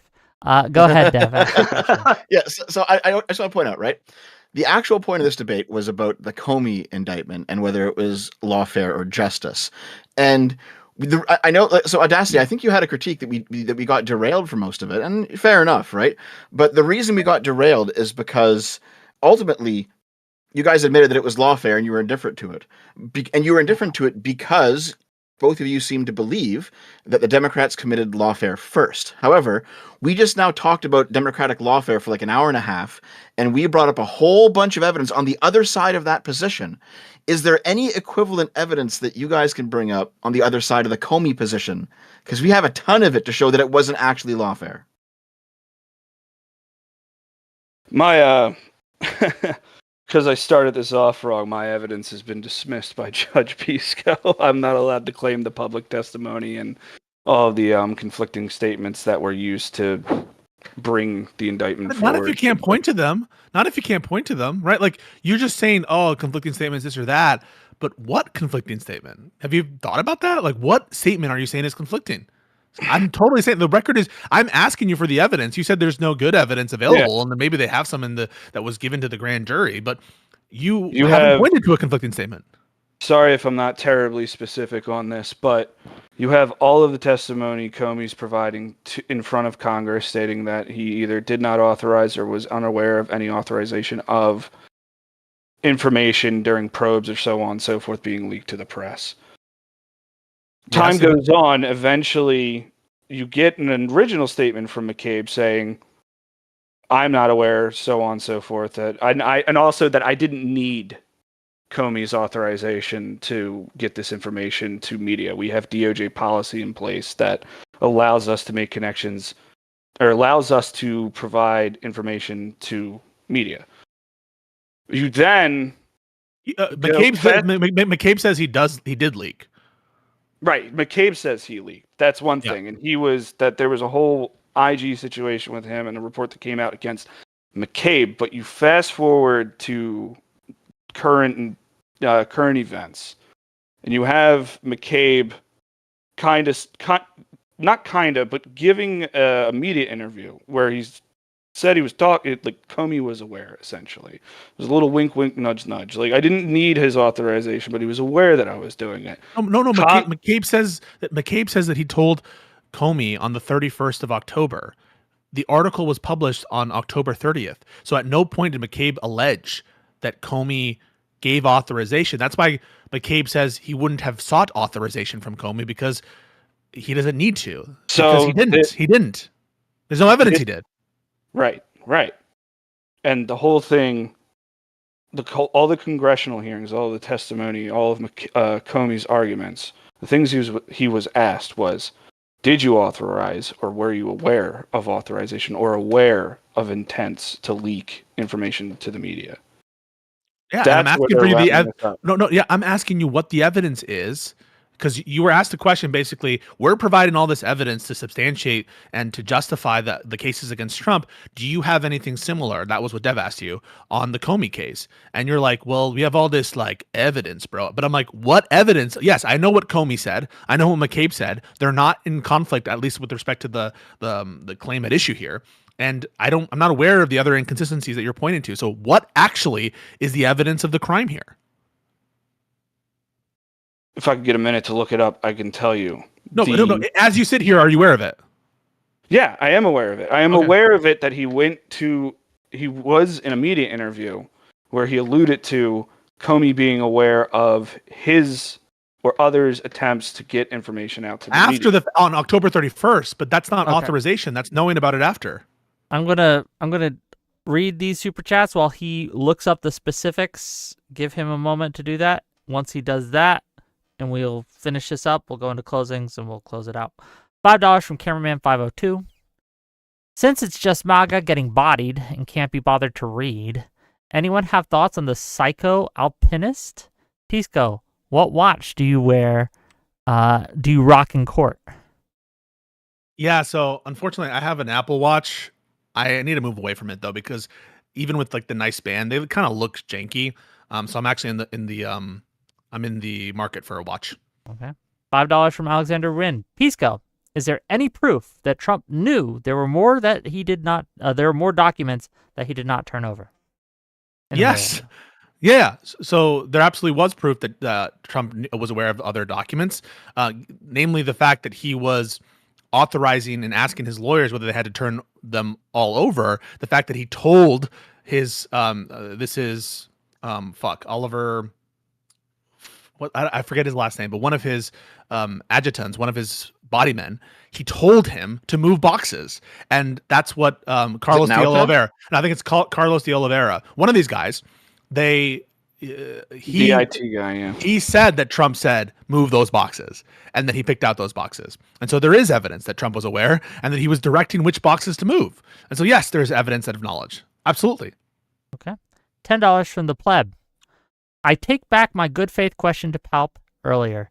Clearly, his name gives away his opinion that he is in favor of an evil authoritarian dictator, usurping democracy and turning the U.S. into the empire. Thank you for the $10. No, but okay. Okay. I'm just not even going to refute that. Okay, I'll just let that one slide.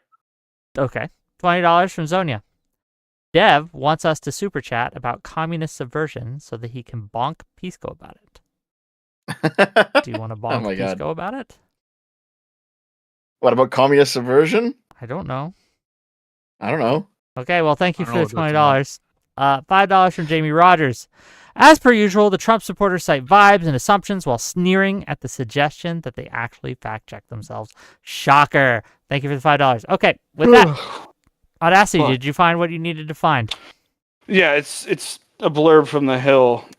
Cruz's question was an attempt to highlight conflicting accounts from Comey and his former deputy McCabe about a leak to the Wall Street Journal about the Clinton investigation days before the 2016 election. Clinton ended up losing that election to Trump. I don't know why it's included. Comey has said he was unaware of the leak, but McCabe has indicated Comey knew about and authorized the leak. Comey has also said McCabe implied in a conversation with him after the Journal's report that he also wasn't aware of the leak. Part of the questioning, part of the reasoning is not only authorization, Comey's authorization, but awareness of authorizations as well. Yeah, so it's so funny you bring up Ted Cruz. Ted Cruz is the question given in 2020, where James Comey is standing by his previous testimony. They didn't authorize an anonymous leak on the Clinton Foundation thing. But what you'll find there is, if you actually read the Inspector General report, that that McCabe never alleged that he sought authorization from Comey. And so it's just like Ted Cruz is perhaps fishing, but even Ted Cruz separately sent a letter to the DOJ saying that we don't know to what extent Comey authorized the leak or to what extent, it's conflicting with McCabe's testimony or whatever. There is a conflict on what happened afterwards in terms of Comey saying that McCabe didn't suggest that the leak came from him, and McCabe said that he did admit that it came from him. So that's where there is actually a genuine conflict in what they said after the fact, but it doesn't have to do with prior authorization. And Ted Cruz himself, it's so funny you bring up Ted Cruz, he was the one who in his letter, I think my most recent short shows this, that in his letter he said, we do not know if Comey gave authorization. So even if you take Ted Cruz, a partisan MAGA Republican who's obviously, has a history of mischaracterizing his testimony, at his word, his letter to the DOJ indicates that they're actually not aware that Comey authorized this leak to the Wall Street Journal. And the reason is because it's been investigated and he didn't authorize it. And the IG found that, and the previous Trump administration found that. And guess what? The reason they charged McCabe, right? The previous Trump administration charged McCabe. Why? Because their theory was that McCabe was lying. So it's the height of irony to come back afterwards and in a conflict between a he said, she said, which isn't even in conflict with each other on the relevant portion, that in that conflict, Trump takes the side of McCabe in the first term and then takes the side, Comey in the first term and takes the side of McCabe in the second term. So it's all bullshit. And even Ted Cruz's own statements show the emptiness of this charge. All right. We can go off about that later or whatever, but I don't know. Later, we're ending the show, so if you have something I was about to say. now, I mean, I don't know if he wants to continue to talk. I have no idea. I mean, what's the point? You haven't read any of this shit. I mean, I'm sorry to be mean, but you came on a stream. You don't know shit about this indictment, dude. You don't know anything about it. You haven't read the IG report about the McCabe matter. You don't really know who Dan Richman is. You don't know any of the theories behind it. And so, I'm not trying to be mean, but you shouldn't be on here. And the other guy, this dickhead who wants to do a military coup, he shouldn't be on here either. But the fact that we're even humoring your opinions that are based on nothing, you're making the comparison to the Her report, trying to characterize the Her report. You haven't read it. Isn't this embarrassing? Oh, yeah, without a doubt. Okay. I'm not embarrassed at all. I had a great time. Okay, Yeah, it was well, good great. fun. Wonderful. We're going to go into closing statements. Dev, I want to talk to you about the Adam and Stitch thing after this, if you have some time. Do you? I do. That was a fun fucking time, I wasn't do. it? I have some thoughts, but I want to get through this segment Sure, before we sure. transition to that, and they can leave if they want or stay if they want. It's up to them. We're gonna start with Audacity closing statements, and we're gonna end with Palpatine, and we'll just go around. Go ahead, Audacity. Give us your thoughts. Again, I'm just going to end it with lawfare is bad. We shouldn't be doing it. We can always go chasing the original sin of who started it. Someone could always build a strong justification. Someone obviously, to Pisco's point, more informed than me on this topic. You're absolutely right about that. I did come into this looking to have a conversation. Didn't go as planned. Shit happens. I'm sorry for wasting your time. But I am just indifferent because this is the current political climate we're in. This is going to be how things operate for the foreseeable future, and we are going to have to, honestly, unless another regime gets in and actually makes the changes and actually puts forward the legislation and the order. This is not how we're going to do this anymore. These cards are always going to be on the table, and it's always going to be how things are going to get played. Okay. Thank you for being here. I do appreciate you coming on.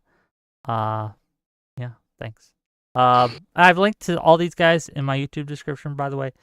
They have taken time out of their day to give us content, so please give them a follow. Dev, go ahead. Okay, so it's very easy for Republicans to say that Democrats do it and Republicans don't. It's very easy for Democrats to say that Republicans do it, Democrats, and then they don't. Both sides can claim that any evidence to the contrary has been manufactured by their opponents, that motivations cannot be known, and you're just mind reading the worst possibility of all possibilities. But it's actually not just postmodern anti-truth bullshit all the way down. There is an objective reality here. There is a truth value that we can unearth. And the honest truth is, guys, I'm sorry, but like the Democrats engage in orders of magnitude less lawfare than the Republicans right now. And that can be borne out just through honest inquiry and investigation. And I will self-shill right now. If you have a spare 4 hours and you're a Trump supporter, go watch my January 6th video. It's 4 hours because I put in every single piece of evidence, every single drop. I talked to all my right-wing friends. I gathered up a whole bunch of questions that they had, like good faith questions about the election, and I answered each and every single one of them with evidence. So if you're open-minded, if you're honest, go give me a click. I would appreciate it. And you know what? After you watch that 4 hours, I guarantee you will have at least a few more questions of your own. Okay, thanks for coming in. Check out that video, gang. Take a little bit of time out of your weekend or something. Go watch that. Pisco, please. Yeah, this debate was sad, man. I mean, it kind of ended in the first minutes where there was one of our interlocutors who said, basically, I'm not here to defend the Comey indictment. And, I'm just going to trust potentially that it's possible, I suppose, that there's some secret evidence that none of us are aware of. And then eventually admitted that I'm indifferent. I'm indifferent now as to whether or not there are political prosecutions going on. Imagine saying that of your country, that you don't care whether or not lawfare persists by your side. That's essentially admitting the worst kinds of accusations that were made of the left and the Democrats is you don't care about it when it's on your side. And you're just accepting that wholesale. Yes, I don't mind. I don't mind political prosecutions. I mean, he goes a step further saying, even if it's the case that my preferred candidate loses in every single election contest in court and before the various state legislatures and before Congress, ultimately, I would be okay with a military-style coup to promote a theory that was never substantiated in all these different forums where there was plenty of time and space to air out those forums on the fact and the law. And it ultimately grounds out into, like, you just don't believe in these principles. You don't hold the principle of no lawfare, no political prosecutions. On the facts of each one of these cases, we can explain very clearly why the prosecutions against Trump are based in fact and law and why there's justification to go down those. You haven't even read the primary sources or the main reports or the relevant investigatory documents of those cases. Haven't read the Her report. Haven't read Ngoran's opinion with respect to the Letitia James decision. Haven't read any of the relevant fact patterns related to the Comey matter. And so why should we take you seriously if you're trying to make these false equivalences between different cases and you haven't read it? And at worst, like trying to characterize the Her report and what the main piece of evidence was in the Her report and flip-flopping on whether you read it or whether you read reports of the report or read discussions of the report. This is all so embarrassing, guys. And it's embarrassing for the country that we have to stomach this level of interrogation into things that should be of the utmost importance. The independence of the judiciary, the independence of the Department of Justice, these should be of the utmost importance. Political corruption, yes, on your own side matters. That's why I know your talking points from your side more than you do, because I actually care about it. So when someone makes an accusation, for example, that Biden was corrupt with respect to these political prosecutions against Trump, and that's their argument, I know the talking points there. I knew the quote from Alvin Bragg. Why do I know the quote from Alvin Bragg? Because when someone made that accusation, I followed up on it. Even though it's your talking point, half the time I'm the one bringing it up because I've actually done the research into this. And I would encourage you and your audiences to do this bare minimum, the scant amount of research into the claims, into the relevant prosecutions, because when you do, you'll notice there is a humongous asymmetry. It is an untenable asymmetry, but that asymmetry exists purely and exclusively with the MAGA corrupt officials currently in charge of the executive branch. Thank you. Okay, thank you for being here, and check them out, gang. Palpy, you are last up. Close us out. I'm retarded. If you never I know none of you guys have ever heard of me, so I'm sure you never watch my show, and that's fine. But check it out, because it's most all I do is I read the news and I opine. And a running joke with me and my co-host since we started the podcast back in 2021 is don't come to us for advice or these hardcore super deep dive political takes, because we're just two intoxicated retards. That's what we are. But I was given a prompt. I tried my best a day and a half before this was supposed to start. I did my best to prepare for that prompt. And then we went off into the weeds on everything else tangential to the prompt. And I was frankly unprepared for a lot of it. And I hope my retardation was at least entertaining and you got something out of it. And I'll close with this. Everything that guy just said is bullshit. And with that, I yield the balance of my time. Okay, wonderful. Dev, do you wanna talk about the Adam Sitch stuff? I'm gonna let these other guys go. Okay. We can if you want, sure. I do. It was a fun night. Thanks, guys. Much appreciated. Yeah, thanks. See you later, buddy. Okay, so first of all, Yes. booking this show was very difficult. I had two guests, different people. One was a lawyer, Gen Z attorney. The other was been on the circuit before, Aircraft Sparky. You've seen him on the show if you watch my show. They were ready and raring to go, but both had issues come up last minute, and so I had to replace them last minute. And so, Damn. Unfortunately, were they running, or did they actually have issues come up? I don't know. I'm assuming that they were telling me the truth. I always just assume that they're being honest with me. But yeah, things came up, and it is what it is. But yeah, so I wanted better opponents, but we do get what we get, and it is what it is. Now, that said, I'm kind of curious. Yeah, someone in the chat says that right wingers won't come on your show anymore because presumably that's not true. You're more left wing. There's a few that won't because I don't let them get away with shit. I mute them when they talk out of turn, and they don't stand for that. Like Rob Noor won't come back on my show because I will mute him if he keeps talking over people and not letting them to get a word in edgewise. I will absolutely do that. And Wilson, same reason, right? He left my show because I muted him because he wouldn't shut up when it was other people's turn to talk. And there is a specific breed of right wing that won't come on my show, and that's fair. Right. But normal, honest, good faith right wing people come on my show all the time. We just tomorrow we're having Erudite and Drew Pavlo talk on my show about 8:30. Last week we had Political Math. He's a pretty big right-wing guy, or at least center-right-ish. But yeah, so plenty of right-wingers will come on my show. Couple will. But Right. I am curious. So, Sitch and Adam, you were on there, was it yesterday or the day before? It was yesterday. I think I was there for like 6 hours in total.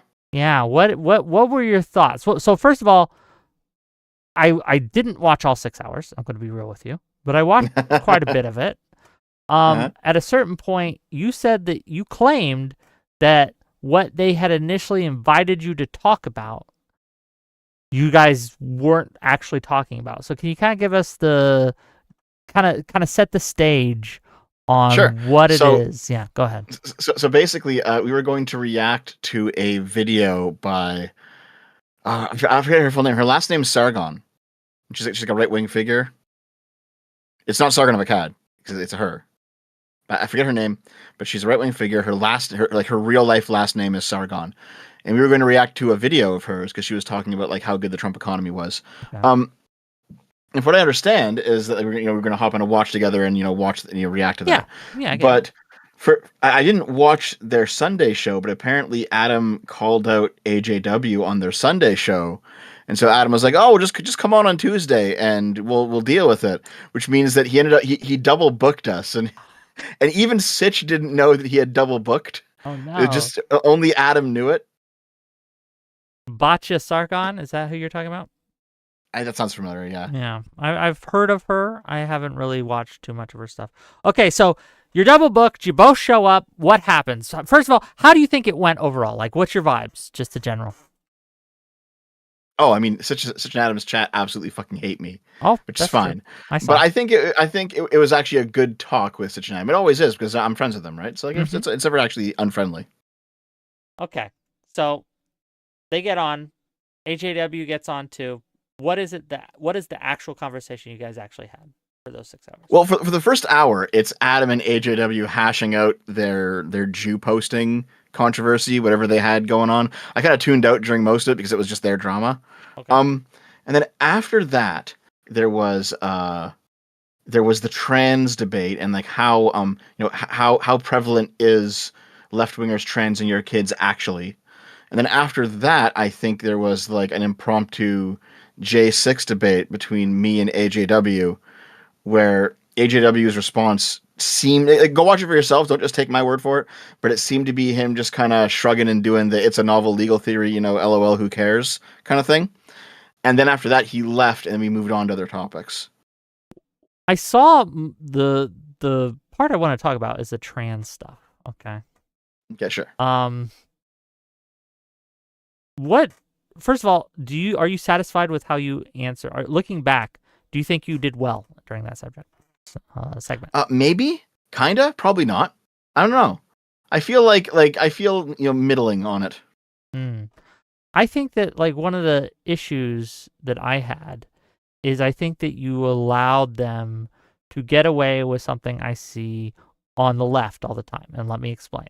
So one of the things I'll see on the far left is anytime you're talking about a topic, doesn't matter what that topic is, they will try to insert Palestine into it, the Israel-Gaza stuff. They'll always try to be like, well, we could talk about this, but you know what's going on in Israel right now, in Palestine? A genocide. Trans issues feel like that's the right's genocide, right? Every time you have a conversation, every time you try to talk about a subject with a certain type of right-winger, they will always, always, always bring up, well, now we got to talk about trans stuff too, right? And I think that that's what Adam was doing in a lot of it. And during your conversation is you were talking about stuff, and then they ask you, well, why don't you think the trans issue is important? Or why don't you think they're kind of struggle sessioning you a bit to in the way the left would say a genocide right now, say Black Lives Not Matter right now. They were trying to get you to say say trans stuff, say they're transing your kids, say that they're going into the elementary schools and teaching trans ideology and things like that. And I don't know. I think that you just kind of I didn't take it that way. You kind of took it, buddy. I didn't take it that way, that they were trying to make me say that stuff. I didn't feel that way at all. It felt like it from a viewer's point of view. And Okay, that's what it felt like. But I didn't say it, and so there's that. You didn't. You didn't. Right? No, I mean, I basically said that, like, yeah, you get the occasional case of a weird, far left teacher actually transing some kids, and that's obviously no good.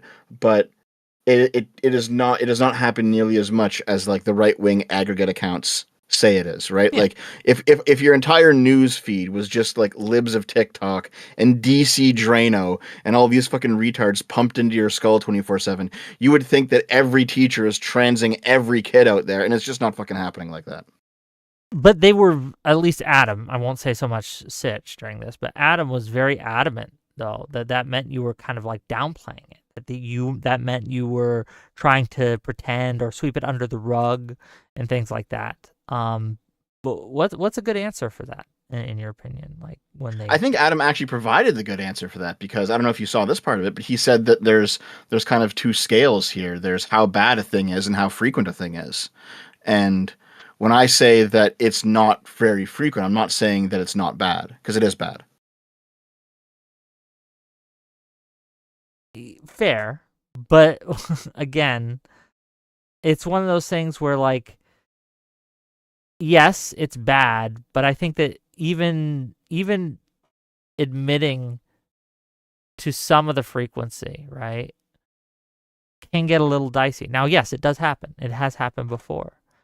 But much like it was a mistake for a lot of people to tell black people, like, hey, if you go outside, a cop's going to shoot you. Any interaction you have with a cop, your life is in danger, right? They kind of portrayed shootings as much more common than they were. And we saw the results of that, and how a lot of people, it changed how they interacted with cops in a negative way. And a lot of black people or minorities had a lot of fear when they really didn't need to during certain interactions and things like that. And it made, I would posit, society in America a worse place.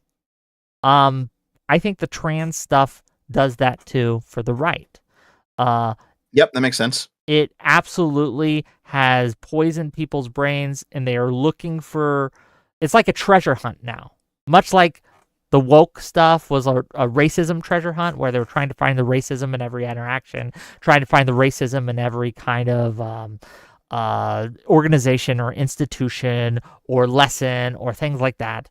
Now you have the right doing the same thing with trans ideology. They'll try to find the trans in every single bill, law, class, institution, organization, etc. And it's a treasure hunt. And doesn't have to actually be anything about trans ideology, but if they can paint it as trans ideology adjacent, that's good enough for them. Like, oh, there's an LGBT flag in the room, they're teaching trans stuff in your classroom. And I wanted to talk to you because I don't know how to fix this, and I wonder if you have a suggestion on how to fix. I actually think that you actually just laid it out pretty nicely. Is that if you're talking to somebody who's, let's say, center right, and you say, look at what the BLM shit did to black interactions with the police, now map it on to the trans stuff and right wingers. I think that's actually a good comparison to draw. Okay, man. I just wanted to talk to you a little bit about it. I don't want to keep you too much. Do you have any thoughts or anything other than that you want to share on this? I mean, no, like I didn't view it as a particularly bad conversation. It's not like I'm enemies with Adam and sure, such or anything. Of course not. I'm not trying to suggest you should be either. Right? I just it was a good faith conversation, and we still had laughs at other parts of the day. So like I didn't think about it too hard, to be honest. I didn't think it was going to be a big deal. They did clip it though, right? Like the trans stuff was their video. I did see that. Yeah. It's kind of. But here's the thing: like I looked at the comments, and like a good chunk of them are on my side on that. Not all of them. There's I didn't see definitely the some, comments, but I was in chat, and chat was not on your side. No, I'll say that. But a lot of chat and some of the comments definitely have dev derangement syndrome.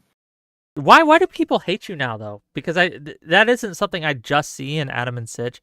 I see it a lot in areas where I associated with you, like in different parts of the internet that I thought, oh, this is where Dev kind of hangs out and where I've seen him before in a lot of ways. Now they just hate you, man. What did you do to them? Well, I think it's true that former fans become the worst hate watchers because they feel like you've backstabbed them, right? And I really do think a good chunk of it was me walking away from Sargon, because I've seen a lot of people who are former fans and who now do hate me, and if I can actually get them to talk about it, because usually I can't, but when I can, they say stuff like, "What happened to you? You've changed. You've backstabbed everyone. You've betrayed your principles." It's all stuff like that, and then I'm just like, listen, you never actually watched my videos then. You saw me on Sargon streams, and you saw me on Arch Warhammer streams, and you saw me basically being one of the side characters, and like an orbiter in their community, because they're much bigger. Both of them are much bigger than me. And so you thought that I politically aligned with them on every single thing. So even though, like, you knew who I was, you might not have watched all my videos, and you just assumed that I had a similar opinion to Sargon on like most political issues, but I don't, and I didn't back then. Like, there's videos from 2017, 2018, 2019 where I'm giving consistently liberal takes, and those haven't changed. So I think a lot of it is just it is the fact that I've now spent nearly 2 years disentangling my community from right-wing insanity.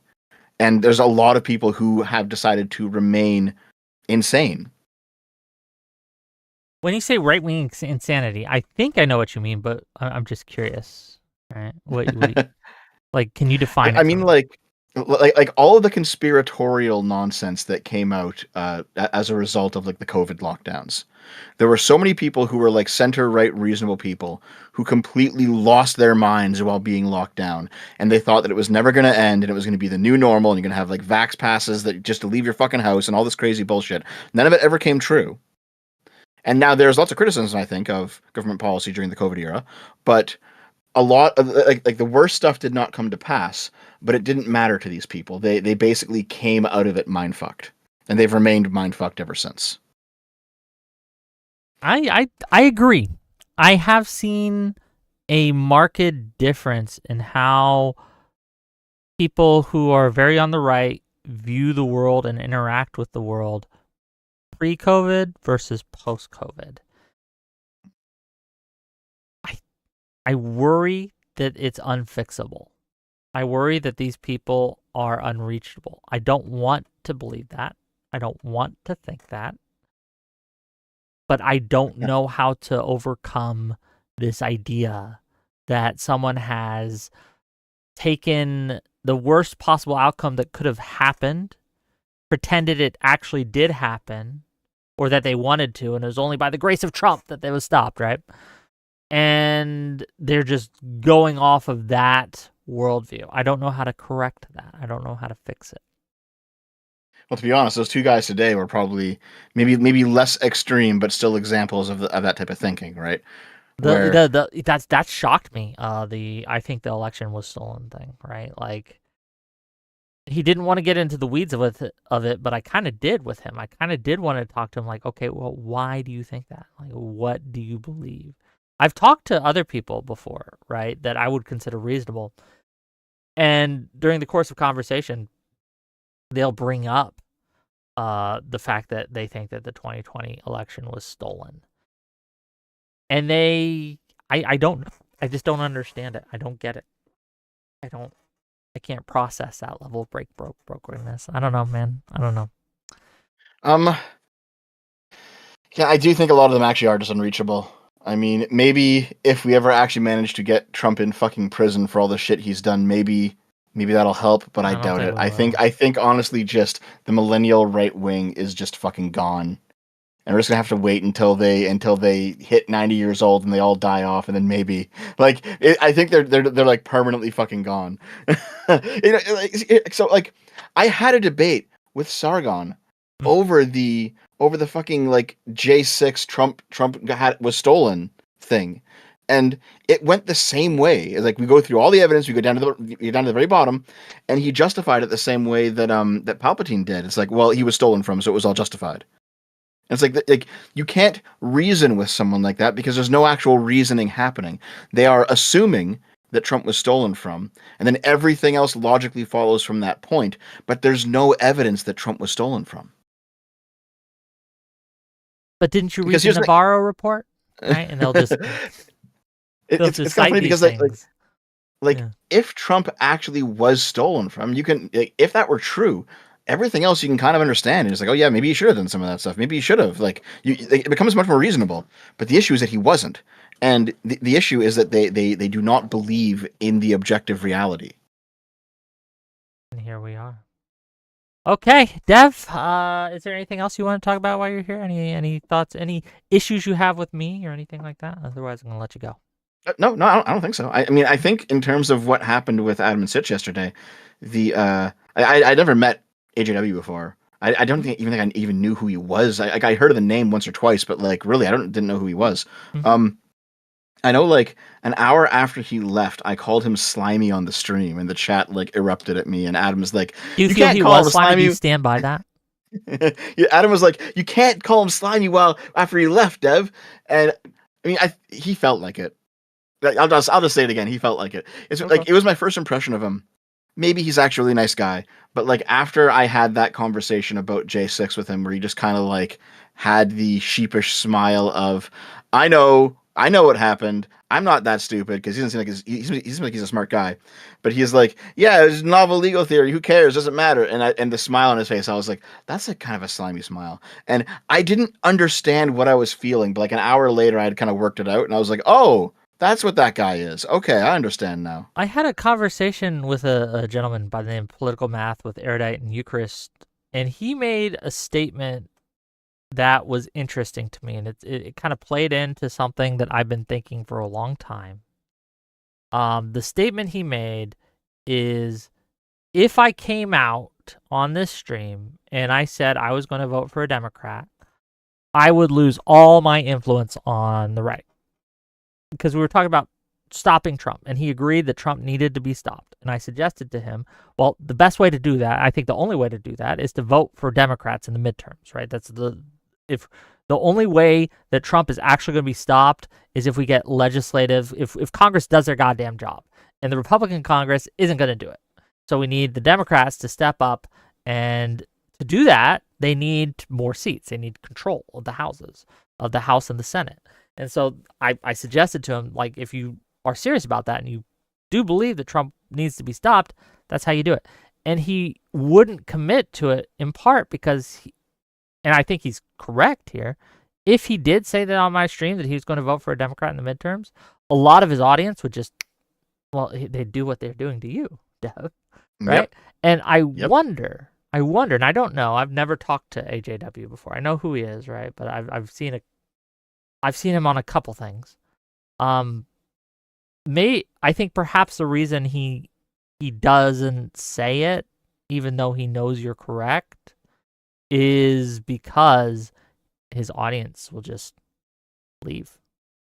They'll just go. And I think we're stuck in a situation where a lot of people, influencers, are being held hostage by their audiences. And if they step out of the Trump bubble, that's it for them. They'll be canceled, ironically.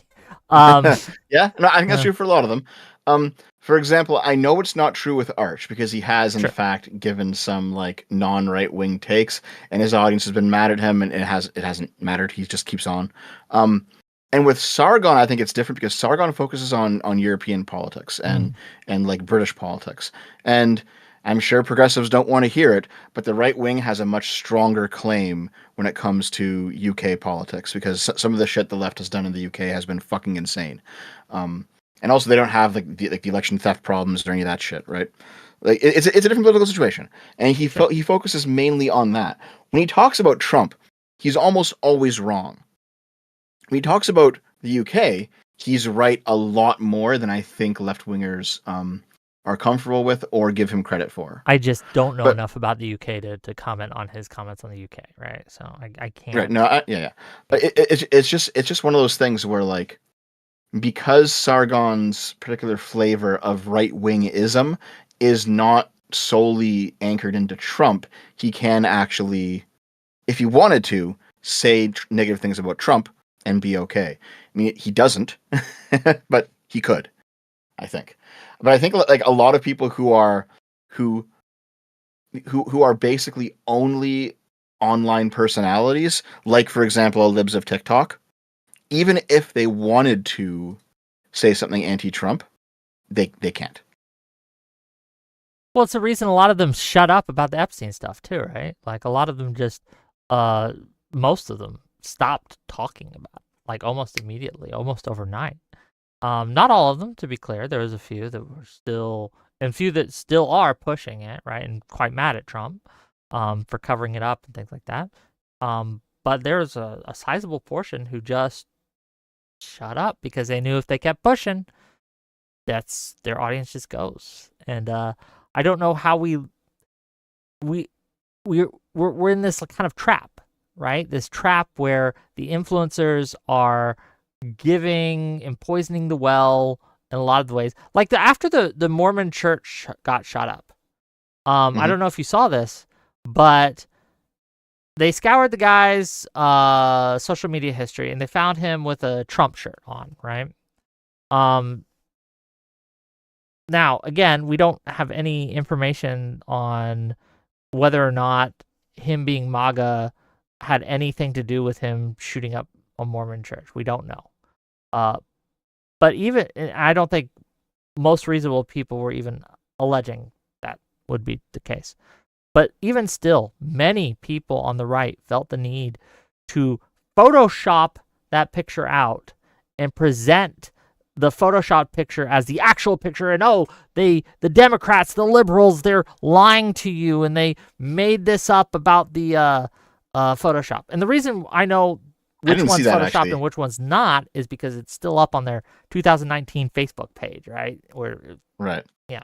So, man, if you have those links, you should send them because I haven't seen that at all. This is all new to me. I want to see it. Oh man, it was crazy. It was on my Monday show. I went over them. I could probably find them again, but it was a big thing. It was the same thing about after the Hortman shooting. A lot of people put out this false photo, claiming, because this was after they caught the guy, by the way. After they caught the guy, after he was in custody, after everyone saw his photo, everyone knew who he was. They found a guy who was wearing a Democrat shirt that looked like him, and they spammed a bunch of on Twitter. They spammed it, a bunch of big accounts with thousands of likes, right? Spammed that, oh, look, they're trying to convince you he's a Republican, and look, he's a liberal. Look at him in this Democrat shirt. But a guy I know, one of my mutuals, knows who that guy was, the picture they were trying to put off as the Hortman killer. And it's just some guy in Texas that had nothing to do with any of it.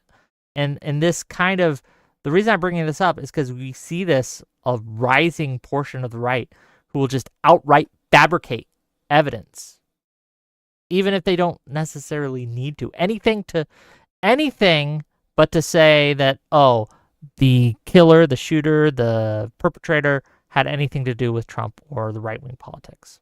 It's just insane to me, and I don't know how we break this.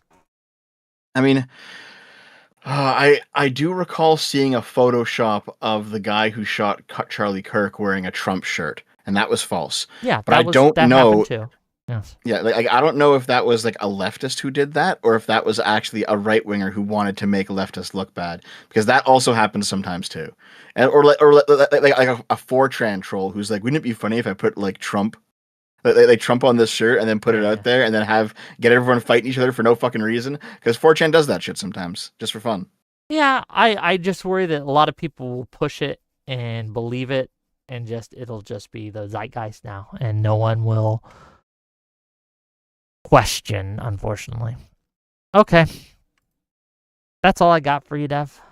Thanks for being That's here. all. That's it. Unless you have Yeah. more, right? I didn't plan for the after show. I was like, I just wanted to talk about it. yeah. And I You, wanted you just wanted to struggle session me about my friendship with Adam and Sitch. Did I hold on. Okay, this is going to be one of those words that people use, like gaslight. No one uses gaslight correctly, right? A lot of people don't use gaslight correctly. It's one of these words that people just don't use correctly. Do you think I was struggle sessioning you? No, I was joking. Okay, I was okay. fucking around. Because I saw this, and the reason I asked, because I saw a conversation between Ryan Mullally and Erudite last night, and that went off the rails almost immediately, and it didn't need to. Both of them were miscommunicating with the other, but on Ryan's side, Ryan was certain that Erudite was struggle sessioning him, and that's not what she was doing. She wasn't trying to force him to admit his wrongdoings and things like that. It was a more of a why, like a quest for truth, if you will. But both of them were doing it wrong, right? Both of them were missing each other and assuming the other had different intentions that they did, and it went crazy. And it was just so frustrating to watch. So you triggered me a little bit. We're going to use another word that people overuse, right? When you said the struggle session stuff. That's all. Okay, I understand. Okay. No, I mean, like, there's no drama or anything. I feel pretty good about I guess tonight and yesterday. So Good. No, I'm sorry I didn't have better or stronger, I should say, people. But this is the nature of the game. Thanks for coming on, man. I'm gonna let you go. I think on this topic they don't exist. It was very hard. Even the ones I got initially, it was very hard to find it. Like my go-tos for lawyers, on the right, were like, nah. This is. I'm not defending this shit. Yeah. I'm not fucking doing it. They're like, nah, we're not doing any of it, right? So Nope. fair enough. But Fair enough. I did think it was worth having, even with I do think that tonight was productive, for lack of a better term, because I think Maybe. there are a lot of people who think like Palpatine does, and it's good to see that live. Does that make sense? No, I know exactly what you mean. Like, it's easy to have certain thought processes, and they make sense in your head, and it's even easy to write them out. But then to have to say them, it feels different. When they're coming out of your mouth, I think there's something psychological happening there that it feels different, and you're like, oh, I actually sound like a fucking retard. Well, a lot of them just don't go into places where they're seriously pushed on any of it, right? And one of the things that the left does that I think is a mistake, and it's kind of aiding and abetting this kind of behavior, is instead of going through like Pisco did and like you did at various points, and showing them precisely and exactly where they're wrong and why they're wrong, and trying to hold their feet to the fire, all the left does is say, you're fascist and stupid. And they're like, Yeah. No, I'm not. And that's as deep as the conversation ever goes, right? And to be clear, there's a place for that. There's a time and a place to just call someone a stupid idiot. But I think we overuse that. Does that make sense? No, I completely agree with you. Yeah, Oh. there's definitely a tendency to purity test, right? It has come to the right now, but it's been on the left for a very long time, for like 10 years now. Well, that's another thing. Like, I can't say that people back in 2018 or 2016 or 2020 even were wrong when they say that the left engages in a lot of canceling and cancel culture, and a lot of the cancel mobs came from a left-wing direction, whether that be in academia or online or in the workplace. That absolutely was true. But again, I think that as we're seeing, the right was like, okay, well, now we're going to do it too, because we're mad and we're angry and we feel affronted and aggrieved, and now we're going to get you with the same tools. Some of them have actually been aggrieved for real. Like they've definitely suffered. Some of them, yeah. I know, like Erudite actually talked to Arch, maybe last week or something on her channel, nice. which was That was very, it was strange to see the two of them together because they're so very different in politics and very different areas of the internet. But I brought them together. I made sure they met each other. So they had this 2-hour conversation. And Arch is someone who actually, like, he has, been deplatformed and he has been demonetized and he has been slandered by leftists back in like the 2010s, And you can find many examples from that era of it happening. Like, I mean, Sargon got kicked off of Patreon for saying a slur, not even on his own fucking YouTube channel, as a guest on somebody else's. And a whole bunch of people mass reported him. And then Patreon was like, yep, you're gone. And all of us said, that's ridiculous back then. But all the leftists just laughed. They just laughed. So you now see right-wingers 10 years later saying, fuck you, we're going to get ours now.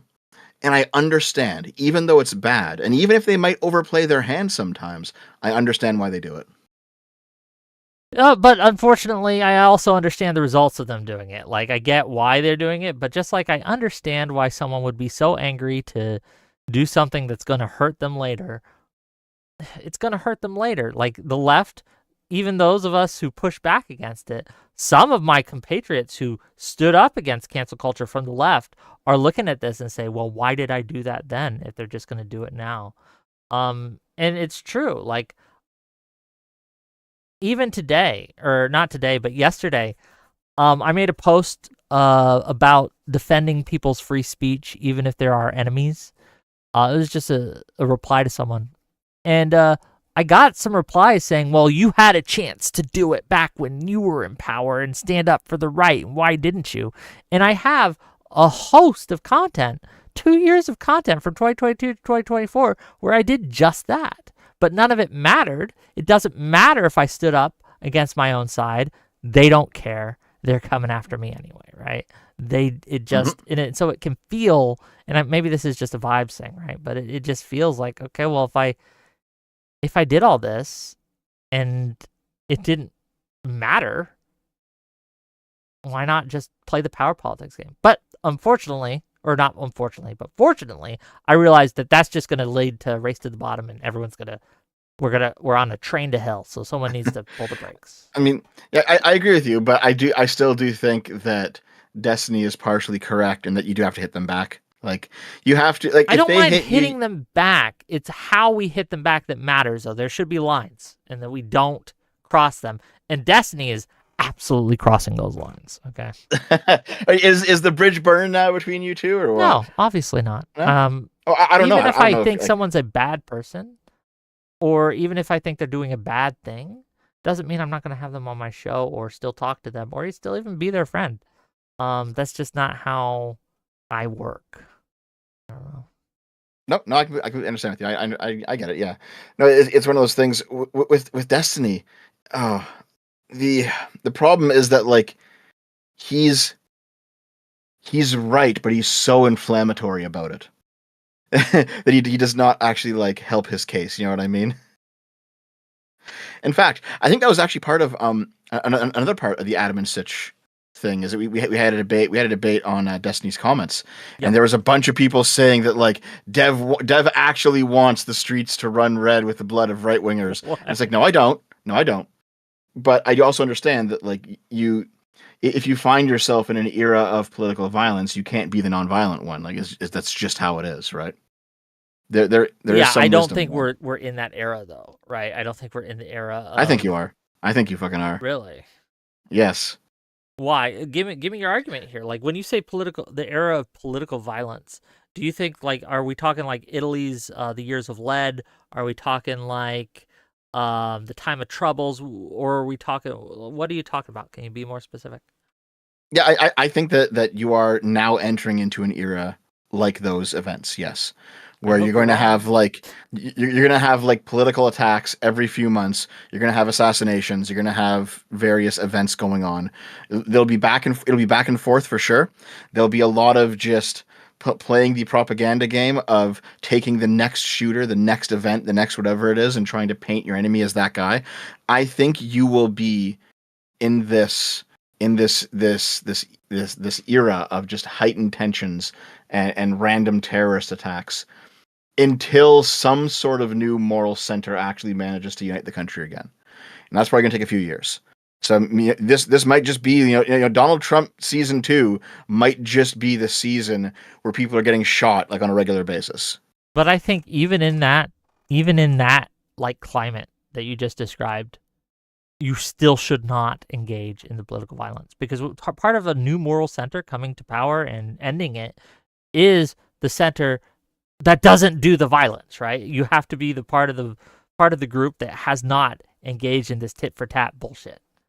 And Well, not if you lose. If you lose, you're not coming to power at all. Okay, but if you're talking about like things like what is happening, where there's every few months there's some sort of politically motivated shooting or things, like, did the guy who killed Kirk win?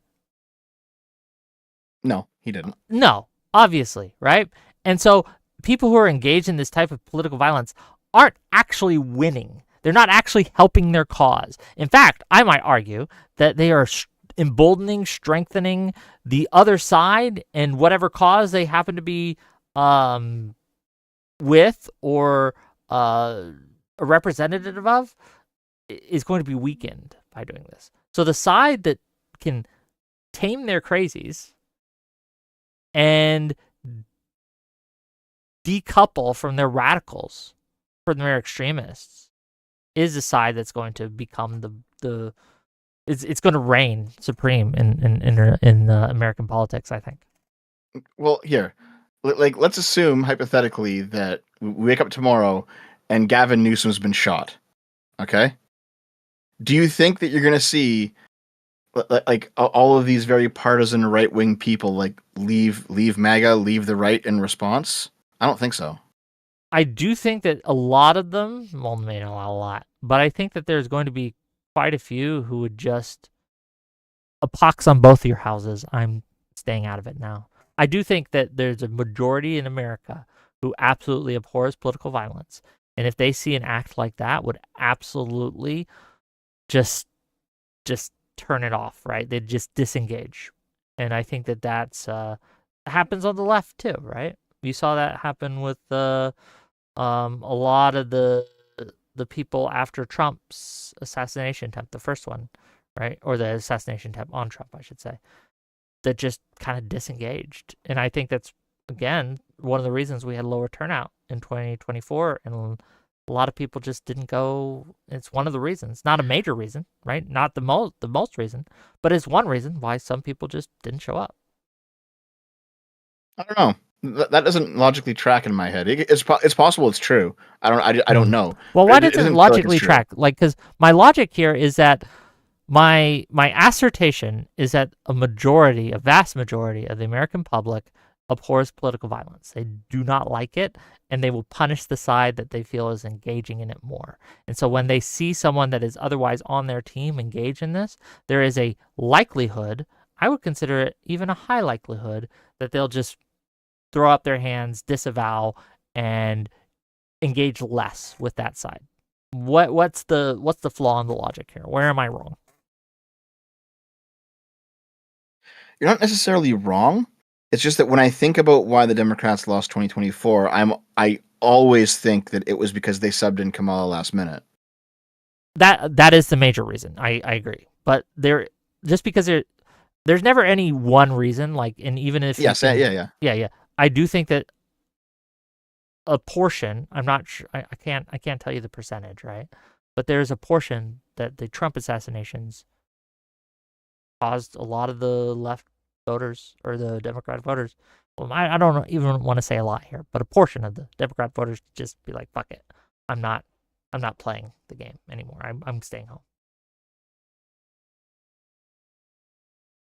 My intuition tells me no, but I don't know why. I can't give you a reason. Okay, it's just, that's fair. I mean, I could be it's just wrong. a vibe.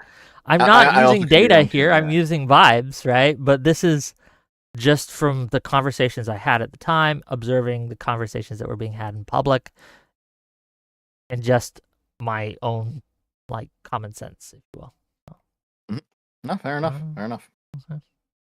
All right, so yeah, we'll see. I don't know. Is there anything else? No, I keep saying, okay, we're done, and then something comes up, but Nope, fair enough. Okay. Are there any other debates coming up that you might want to sub me in for? Ooh, well, what are your thoughts on the shutdown? Oh, I I haven't looked into it much. It's just that I do think that at this point the Democrats just need to let the center fall out of things and let the Republicans actually take some damage. So I'm okay with it. On the another one that you might be interested, on Wednesday, I'm going to have erudite and lactoid. They're on opposite sides of this, but the question at hand is, which side has the better answer or the better solution towards crime, the right or the left? Erudite says the left. Lactoid says the right. Do you have an opinion? I think you need a healthy mix of them. Like the progressive view on crime really seems to be, oh, we'll just rehab everyone and it's all just going to be material conditions, and like that shit's obviously fucking false. But the right can definitely get way too punitive with some things. Like I think there's a good solid argument for the idea that you can't only rehab the criminal, you must also somehow pay back the person who has been wronged, and that sometimes means punishing the criminal. You know, it has to be both. It has to be some punishment and some rehabilitation. Well, it sounds like you're on the right wing side of things in this. Is that the right wing position? Because I was well, under no. the impression Well, it depends. Depends on the right wing you go into. But like Lactoid's position are things like, I think things like 3 strikes laws, and actually arresting people for violent crime for a lengthy period of time is the solution forward. And for repeat offenders, just simply take them off the streets permanently if needed. Seems to be like what you're saying. Maybe I'm wrong. I mean, yeah, I don't disagrue with that. I understand the impulse to say, hold on, what happens if the government is wrong? Because the government's wrong all the time, and maybe sometimes you're going to start throwing away people who are innocent. Fair enough, right? Like I don't want to just say that that's not a concern, because it's a very serious concern. But at some point, when you have enough crime, you have to start doing something about it. You can't just be like, oh, what if we're wrong, and then like no one gets punished, right? Fair. Well, you asked what I had coming up. Someone in the chat says you can't just punish people for the sake of it. Well, no. Sometimes it's not just for the sake of it. Like there is I think a good principle here that like if it's your child that's murdered, right? Then you can't just rehab the criminal and then call it even, because there's still a debt that has to be paid to you. You know what I mean? I agree. I do worry though that a lot of the responses, because the reason why we're doing this debate is Erudite made a tweet. I'm sure you saw it. It went viral, blew up. A lot of people responded to it, where she was quoting someone who was talking about the train murder in Charlotte. And she said, and I'm going to paraphrase this because I don't have it up, unfortunately. Basically, the right has no good solutions for this.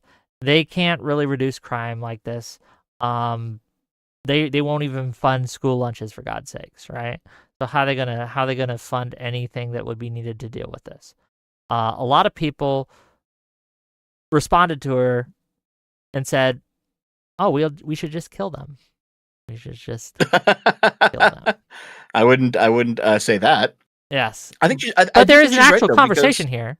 There is an actual conversation here. Does the right have good solutions? Right? Do Republicans have good solutions for crime? Or are they better than the Democratic solutions? And then it's worth a debate. So the thing is, like, I think you do have to do both of them. Like, you have to be tough on crime, but you also have to definitely like fund the asylums and stuff like that. You can't just do one half of those things. Yes. Well, you were being a centrist. Let me read some super chats, and then you can decide if you want in on it. If you do, I'll throw you in.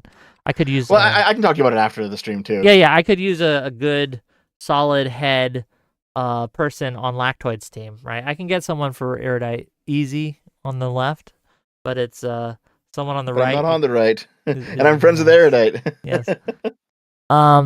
$5 from Lawson Harrison to say, Wick, I think you need to make sure that next time all the panelists actually care about the stuff they say. Good stuff, though, brother. We already went over why was the thing. And I think they did care. I don't think they were lying. They weren't being disingenuous, right? They actually did think what they said. So here we are. $5 for Alexander Wynn to say the conspiracies never came true, but they still believe every one of them in regard to the COVID conspiracies. Yes. And then $10 from Alexander Wynn to say they are literally incapable of interacting with objective reality. If you ask them to even conceive of it being different than they think it is, they have to outright reject it. Or reject it outright. Yes and no. Look, we're painting with a little bit of a broad brush here. There are plenty of people on the right who are reasonable, who all will sit down, engage with reality, admit when they get things wrong, all these things. There are just less of them today than there were 5 years ago, unfortunately. Okay. Dev, thank you for coming on. And let me know if you want to be Team Lactoid for Wednesday coming up. So that's tomorrow? We don't do Taste Wednesday. Fuck, it's next week. Okay, yes, Jesus. Next week. All right. Okay. Okay, I'll see you later on. See you later. Bye. What a fun stream! I hope you guys liked it. I hope you guys enjoyed it. I hope you guys thought it was worth watching. And if you did, hit that like button, hit that subscribe button. Okay? If you're watching this on YouTube, really helps me out. If you're watching this on Twitch, follow me. Throw me some subs, throw me gift subs, throw me some bits. All that really helps. As I said, tomorrow, we're going live a little later than usual, around 8:30. I'll have to check. I think it's 8, but I could be wrong. Erudite is going to be coming on to talk with Drew Pavlo. The reason why we're doing this is because we had, on the Wiccan Tally, so we had Drew Pavlo on, was it last week? Maybe a week before? Time's weird, gang. Okay. And during the course of that conversation, Erudite wanted to come on, but she couldn't because she was on a plane, or she was getting on a plane, so she couldn't talk. But Drew said some stuff about citizenship, about American heritage stuff, where like the blood and soil rhetoric and things like that Erudite had some issues with and wanted to contend with him on a few things. And so I figured I'd set up a conversation with them and they could hash it out and we could enjoy the discussion. So it should be fun. Check it out tomorrow. That's what we got coming up. Next week, I have 2 shows in the works. Monday at 8 o'clock, so a little later than I normally do. I want to do a show on the shutdown, okay? I want people on the right, strong people on the right, the strongest I can get, to debate a couple people on the shutdown. Who's at fault? Who is to blame? The Democrats or the Republicans? Who shares the burden of responsibility for the government being shut down? If you have strong thoughts on that and you would like to participate, it'll be Monday at 8 p.m. Eastern. Really, again, if you are a right-winger and you're looking at this show and you think, damn, I wish you had stronger right-wing voices, you could be that voice, dear viewer. You could be that voice. I'd gladly have you. Okay. And on Wednesday, we're going to have a debate on who has better solutions. Crime, right or left. That's what I got coming up. Any questions? Any thoughts? Any last minute suggestions? Anything you, dear viewers, want to talk about?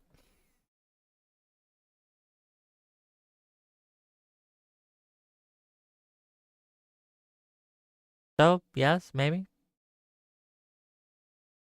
Oh, you guys are just arguing with each other. Do you guys even watch my show? Like, honestly, audience, you guys just yell at each other in chat? Mad Yvonne, you gotta DM me directly. You can't just ping me in some guy's server. Especially if it's not mine. Then I can't, I'm never gonna see it, man. You just gotta DM me. Echo says, I use your show as a check-in for centrists. What does that mean? Like, I'm not a centrist. You guys You guys think I'm a centrist still? I don't know. Kinetic Pause says, yeah, I always feel like I need glasses watching Wick. Is my quality that bad on my camera? Look, you guys, I'm ugly. You guys don't want to see me. I'm an ugly guy. Okay. Okay. Cool. Talk to you guys later. Who's streaming? Let's go right into Irrelevant, I guess. Say hi to him. Make sure you know this is a hate raid. And I'll see you guys tomorrow. It'll be fun.